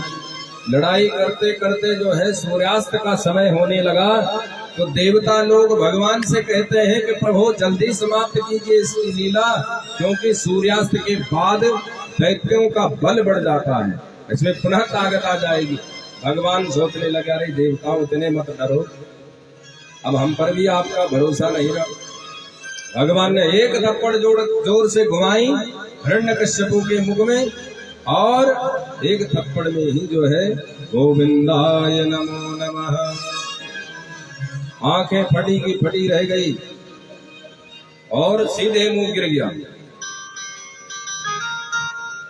देवताओं ने देखा कि कुछ हलचल तो हो नहीं रही, क्या करें? भगवान की जाकर के स्तुति करें, क्योंकि भगवान ने इतना बड़ा कार्य किया है, इतने बड़े असुर को मारा है, तो धन्यवाद तो करना चाहिए। इतने में और देवता बोले, अगर बाई चांस देख लो सीधे मुंह गिरा हुआ है और आंखें फाड़ फाड़ करके देख रहा है, अगर बाई चांस जिंदा निकला तो हम सबकी फिर से छुट्टी। तो बोले ऐसा करते हैं कि जाकर के ऐसी स्तुति करेंगे, ना उसका अपमान होगा और ना ही उसको ऐसा लगेगा कि मेरे को ये, ना भगवान को लगेगा कि मेरी स्तुति नहीं कर रहे, मतलब दोनों की तारीफ कर देंगे। और जब वो स्तुति गा रहे हैं तो उस हिरण्याक्ष की भी महिमा बखान कर रहे हैं, कितना भाग्यशाली है, कितना बड़भागी है। भगवान बोले काम हमने किया और नाम इसका हो रहा है, गुणगान किसके गा रहे हैं। भगवान समझ गए कि अभी भी डर रहे हैं। एक पाद प्रहार भगवान ने पुनः हिरण्याक्ष पर किया। तब समझ गए देवता लोग कि अब तो हिरण्याक्ष गया। तब खुल करके देवताओं ने भगवान की स्तुति करी, फूल बरसाए, धन्यवाद किया भगवान। बोल भक्त वत्सल भगवान की जय। अब जो मनु महाराज थे उनकी 5 संतानें हुई, 3 बिटिया और 2 बेटा। आकोति, देवहूति और प्रसूति, उत्तानपाद और प्रियव्रत, ये 5 संतानें हुई।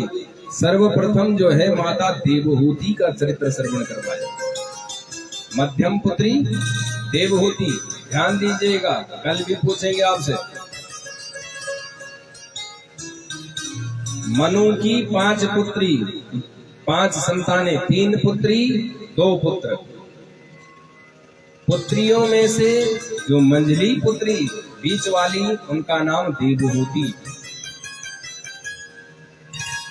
देवहूति जी का चरित्र पहले श्रवण करवाए।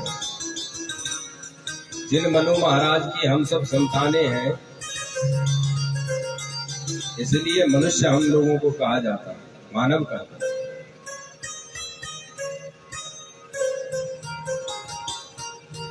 उन्हीं मनु महाराज की संतान जो है देवहूति का चरित्र पहले श्रवण करवाया। देवहूति का विवाह हुआ कर्दम ऋषि के साथ। कैसे हुआ? कर्दम ऋषि तो विवाह करना नहीं चाहते थे, फिर भगवान गए, बोले भाई हम तुम्हारे घर में पुत्र बन करके आएंगे, तुम विवाह कर लो। तब कर्दम जी मान गए।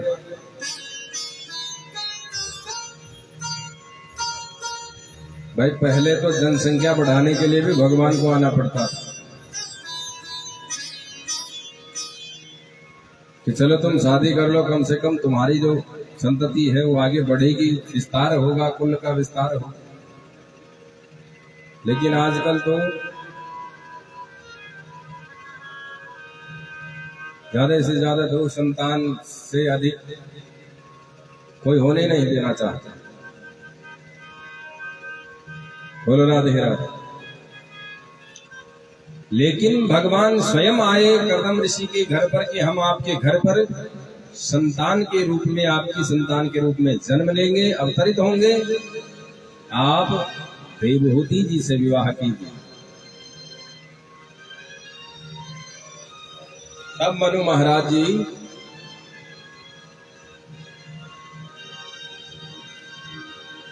माता देवहूति का रिश्ता लेकर के कर्दम ऋषि के पास गए। कर्दम ऋषि ने भी विवाह कर दिया।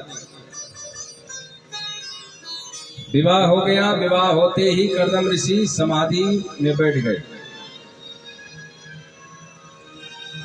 और ऐसी समाधि लगी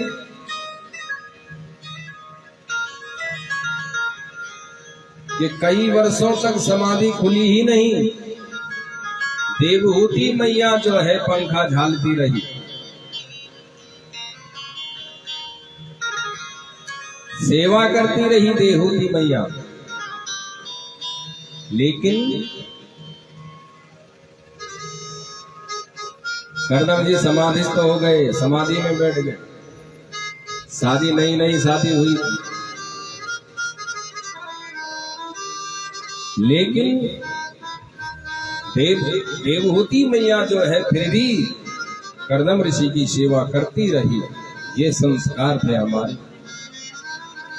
आज के समय में अगर पतिदेव ऐसी समाधि लगाए बैठ जाए तो देवी जी तो छोड़ छाड़ के चली जाए।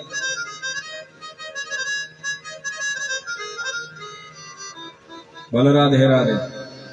बिना समाधि के ही भग जा रहे, विवाह करते ही भग जा रहे, कोई विवाह मंडप से ही भग जा रहे। बोलो राधे राधे। लेकिन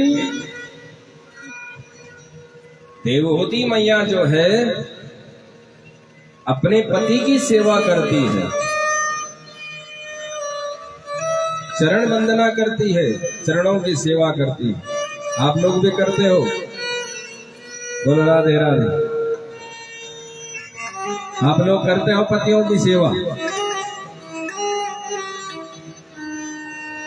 हाँ या ना बताइए।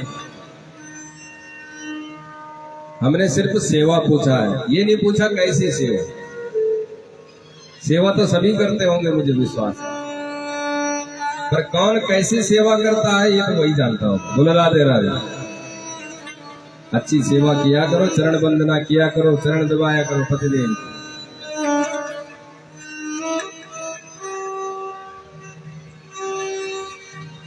बोलो राधे राधे।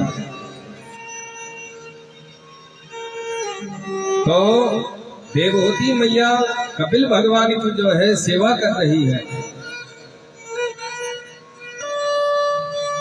करदम जी की। और करदम जी जो है समाधि में बैठे हुए। जब वर्षों बाद समाधि खुली तो देखा कि एक वृद्ध औरत मेरे सामने बैठी हुई है और मेरी सेवा कर रही है। बोले अरे देवी आप कौन? बोले वाह महाराज, ऐसी समाधि लगाई कि हम ही को भूल गए। अरे आपने हमसे शादी करी थी, मनु की पुत्री हैं हम। अरे देवी जी आपने पहले से क्यों नहीं जगाया हमें?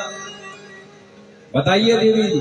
बोले महाराज आपने विवाह किया था और हमसे वादा किया था कि हम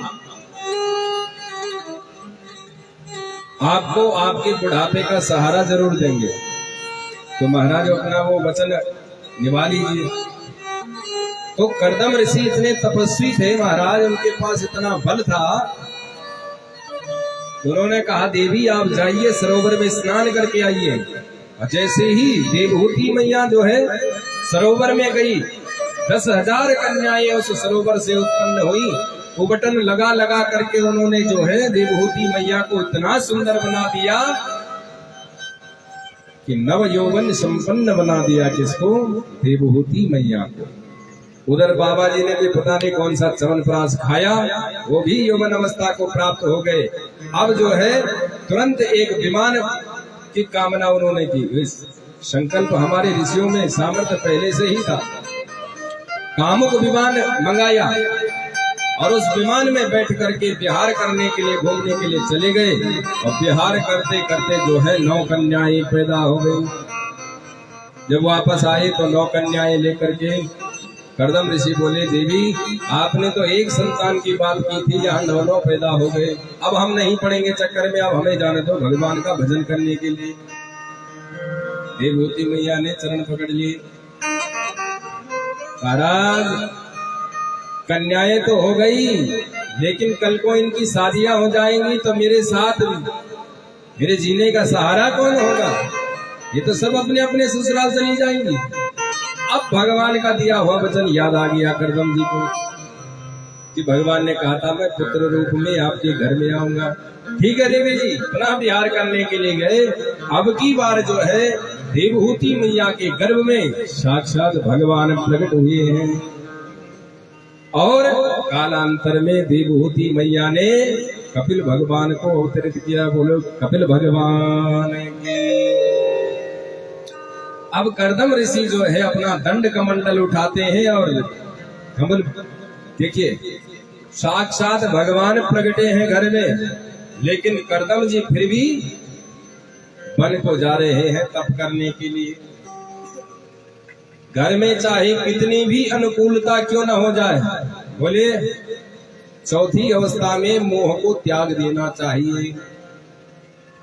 फिर मोह नहीं रखना चाहिए।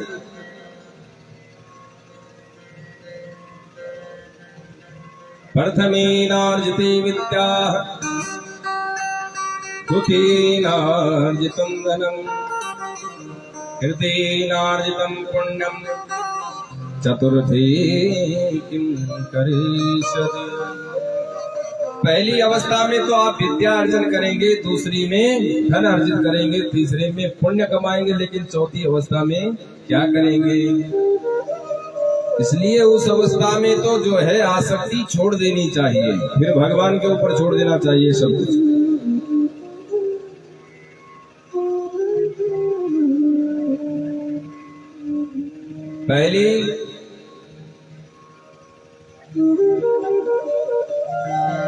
कर्दम ऋषि ने जो है घर छोड़ने का विचार बनाया।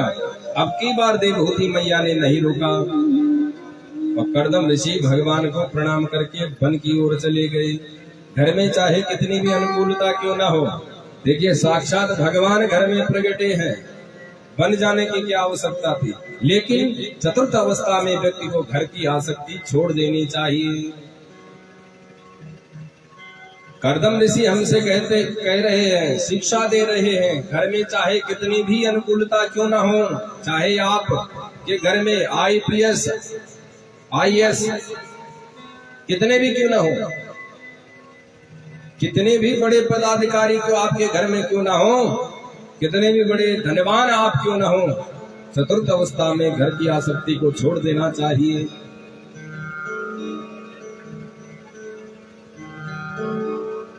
कर्दम ऋषि हमें ये जो है शिक्षा दे रहे हैं कि जो है चतुर्थ अवस्था जो जीव की होती है वो किसी ऐसे काम के लिए नहीं होती है, सांसारिक कर्मों के लिए कि आप कहीं से कोई बोझा उठा करके लाओ, इसके लिए वो अवस्था नहीं है। उस अवस्था में कर भी नहीं सकते आप।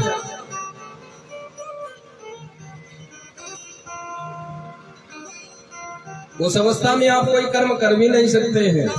जितना हो सके भगवान का भजन करें, हरि का स्मरण करते रहें। और क्योंकि चौथी अवस्था में तो कभी भी बुलावा आ सकता है। भाई जब 70-80 के ऊपर जाने वाले हो, 70 से ऊपर चले गए हो, तो अब ये समझ लीजिए कि कभी भी बुलावा आ सकता है। भाई जो 16, 17, 18, 20 साल का 32 साल का ऐसा होगा, उसको तो एक भरोसा होगा, विश्वास होगा कि चलो हम भी 60-70 तक जाएंगे। लेकिन जो 80 पे चले गए हैं, अब उनको कहाँ जाना? उनका तो केवल एक ही स्थान है और निश्चित है कि अब जाना ही है। अरे 1 साल 2 साल जितना भी हो, कोई भरोसा नहीं कि कब छूट जाए। इस देह की यात्रा कब समाप्त यहीं हो जाए, कोई भरोसा नहीं है। इसलिए इस चौथी अवस्था में भगवान का भजन पूजन करना प्रारंभ कर दीजिए। ये नहीं कहते कि आप जाकर के एक सामने समाधि लगा दीजिए, नहीं, आप भगवान का स्मरण करें, नाम स्मरण करें, जितना हो सके भगवत भक्ति अपने हृदय में जागृत करें, भगवान का नाम स्मरण करें जितना हो सके लास्ट अवस्था में। उसके बाद कोई अवस्था नहीं है, फिर तो जाना निश्चित है कि जाना ही है। अब कोई अवस्था नहीं है।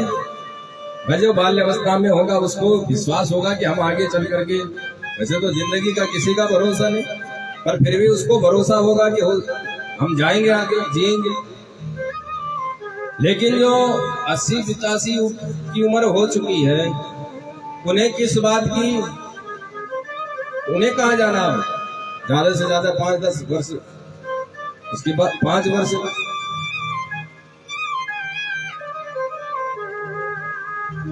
अब जब समाप्त होना ही है तो आसक्ति को त्याग देना चाहिए, भगवत शरणागति ग्रहण कर लेनी चाहिए, भगवान का नाम स्मरण करना प्रारंभ कर देना चाहिए, भगवत भक्ति करनी चाहिए। कर्दम जी तो चले गए, इधर देवहूति मैया और कपिल भगवान अब घर में अकेले। कपिल भगवान जब पड़े हुए तो एक दिन जो है कपिल भगवान से जो है माता देवहूति कहती है, बेटा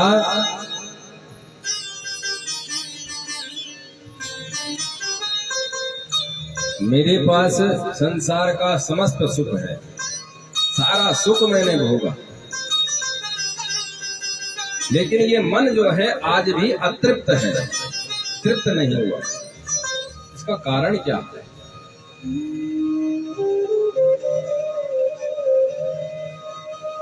बेटा मनु की पुत्री हूं मैं, कर्दम जैसा पति, अनुसुईया जैसी बेटी, अत्रि वशिष्ठ जैसे दामाद, जो कि संकल्प मात्र से सब कुछ करने में समर्थ थे और हर सुख मैंने भोगा। जिस सुख की कामना करी, जिस चीज की भी कामना करी, मुझे तुरंत प्राप्त हुआ। लेकिन न जाने क्यों आज भी मेरा जो मन है वो अतृप्त है, उसको शांति नहीं मिलती है। ऐसा लगता है कि न जाने ऐसी कौन सी चीज है जो अभी छूट रखी है। हाथ जोड़ करके पूछती है, बेटा निर्वर्णा नितराम भूमन असत इंद्रिय दर्शना येन संभाव्यमानेन प्रपन्नान्धं प्रथम प्रभो।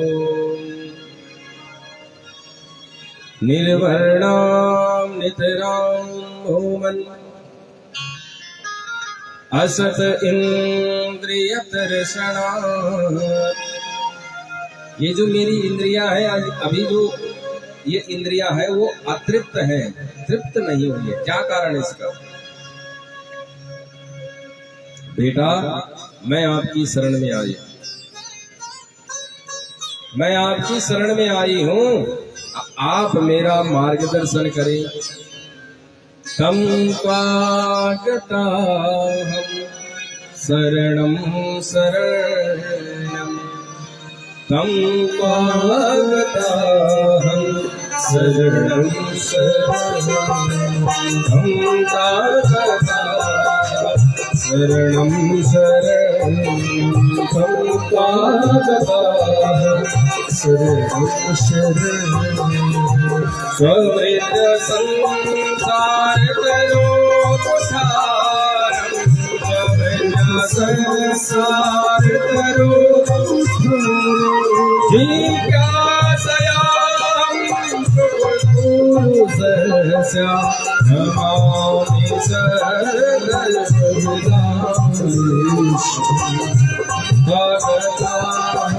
शरणं शरणं, त्वं शरणं शरणं। स्ववृत्य संसार करो उद्धारं, स्ववृत्य संसार करो उद्धारं जिज्ञासयां प्रकृति पुरुषस्य, प्रकृति पुरुषस्य। नमामि सत्यमभिधामरीशं, नमामि सत्यमभिधामरीशं, नमामि सत्यमभिधामरीशं, नमामि सत्यमभिधामरीशं।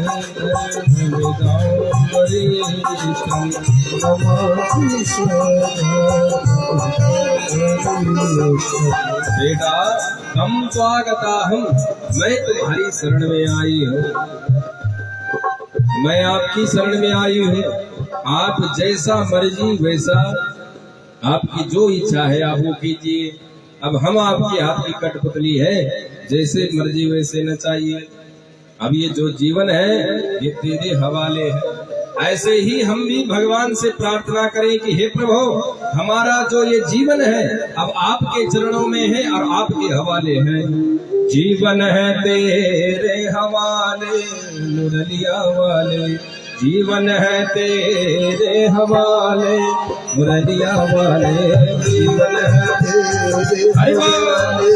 दोनों हाथों से तालियां बजाइए। जीवन है तेरे हवाले मुरलिया वाले, बाके मुरलिया वाले, प्यारे मुरलिया वाले, बाके मुरलिया वाले, मुरलिया वाले। जीवन है, जीवन है, जीवन है तेरे हवाले मुरलिया वाले, जीवन है तेरे हवाले मुरलिया वाले।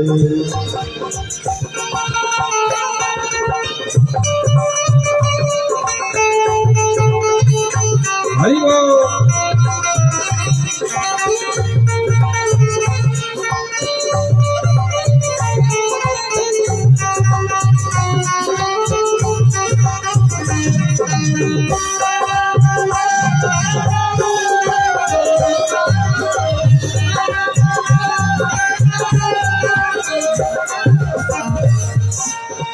हम हैं बंसी तेरे अधर की, हम हैं बंसी तेरे अधर की, हम हैं बंसी तेरे अधर की, हम हैं बंसी तेरे अधर की, हम हैं बंसिया है बंसी, हम हैं बंसी तेरे अधर की, हम हैं बंसी तेरे अधर की।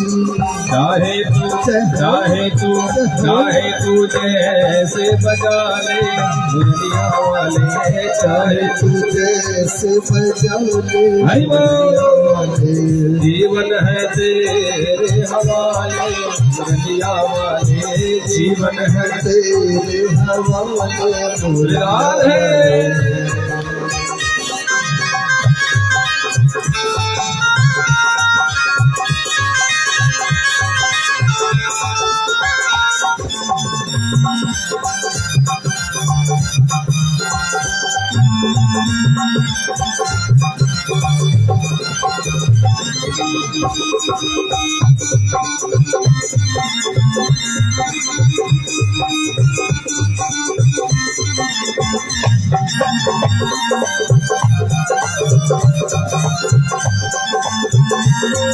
हरि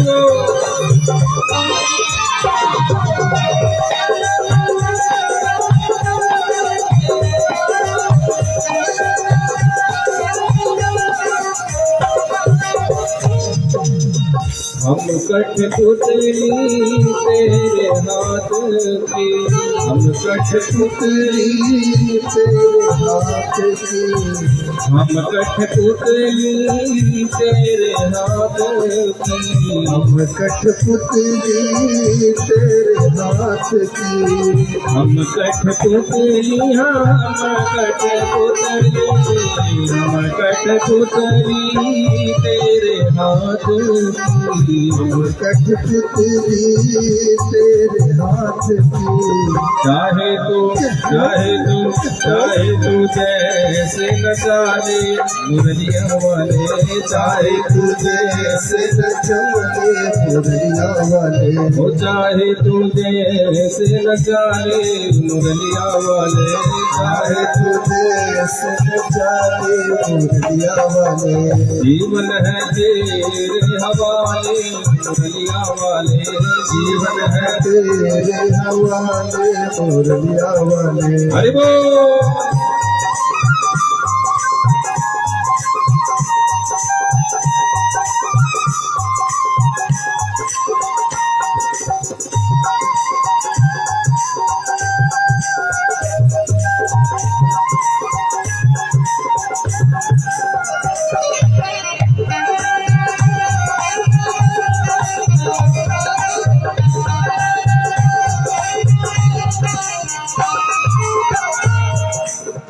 अपने चरण का दास बना ले, अपने चरण का दास बना ले, अपने चरण का दास बना ले, अपने चरण का दास बना ले, अपने चरण का, अपने चरण का, अपने चरण का दास बना ले, अपने चरण का दास बना ले।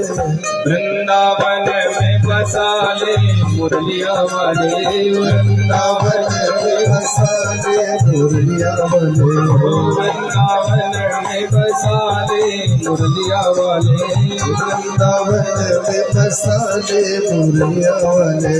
जीवन है तेरे हवाले मुरलिया वाले, जीवन है तेरे हवाले मुरलिया वाले, जीवन है तेरे हवाले मुरलिया वाले, जीवन है तेरे हवाले मुरलिया वाले।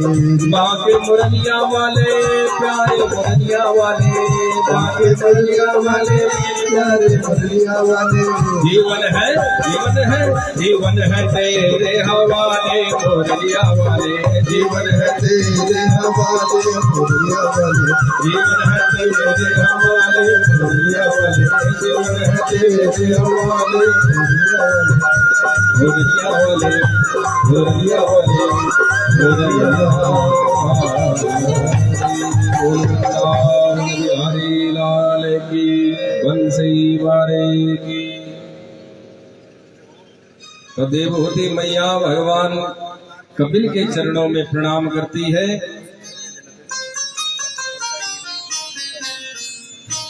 आइए, हमारे बीच में कुछ दानदाताओं ने, कल हमने खूब कहा आप लोगों को, बुरा तो नहीं लगा? हाँ, खूब दान करो मंदिर के लिए। अब बार बार भागवती थोड़ी करते रहेंगे मंदिर के। भाई अब एक बार कर दिया तो उसी में आपको जो है भरपूर दान करना है। ऐसा दान करना है कि उसका लेंटर उड़ जाए, ताकि दोबारा हमें पर्ची ना काटनी पड़े। फिर कहोगे खा पी गए, पता नहीं क्या कर दिया उस पैसे का, है? लेंटर तो डाला नहीं, तो ऐसा ना करें, ठीक ठाक दान करें ताकि लेंटर पड़ जाए उसका। बस बोलो राधे राधे, बोलो वृंदावन बिहारी लाल की। बड़े ही सुंदर ये दिव्य ज्ञान कथा और भागवत का तृतीय दिवस। जैसे कि कल पूज्य व्यास जी ने कहा था कि खूब दान करें, और दान भी मांगा जा रहा है तो भोले शंकर के लिए, औगड़दानी के लिए, उनकी छत के लिए। क्योंकि एक भक्त ने बड़ा सुंदर लिखा, मुझे याद आ रही हो पंक्तियां, कि भोले के दरबार में लोगों की तस्वीर बदल जाती है। भोले के दरबार में लोगों की तस्वीर बदल जाती है। अगर भोले की कृपा हो जाए तो हाथ की लकीर बदल जाती है। लेकिन जो भक्त करते हैं भोले के छत के लिए दान, उनके घर की तकदीर तक बदल जाती है। इसलिए बढ़ चढ़ करके ऐसा न सोचे कि क्या करें और क्या दें। दिया भी उसने है और ले भी वो रहा है। तो हमारे बीच में बहुत दानी सज्जनों के यहाँ पे नाम आए हैं, तो कुछ दे भी रहे हैं, कुछ के नाम अंकित हैं, कुछ सोच रहे हैं कि अभी तो 4-5 दिन बाकी है, दे क्यों न फूका। लेकिन जैसे कि पूज्य व्यास जी ने बताया कि 7 दिन श्वास श्वास पे कृष्ण भज, वृथा श्वास नहीं कोई, ना जाने किस श्वास की आवत हुए न होए, न जाने कब लास्ट सांस लेनी पड़े। इसलिए उससे पूर्व भी हमारे हाथ से कुछ निकल जाएगा।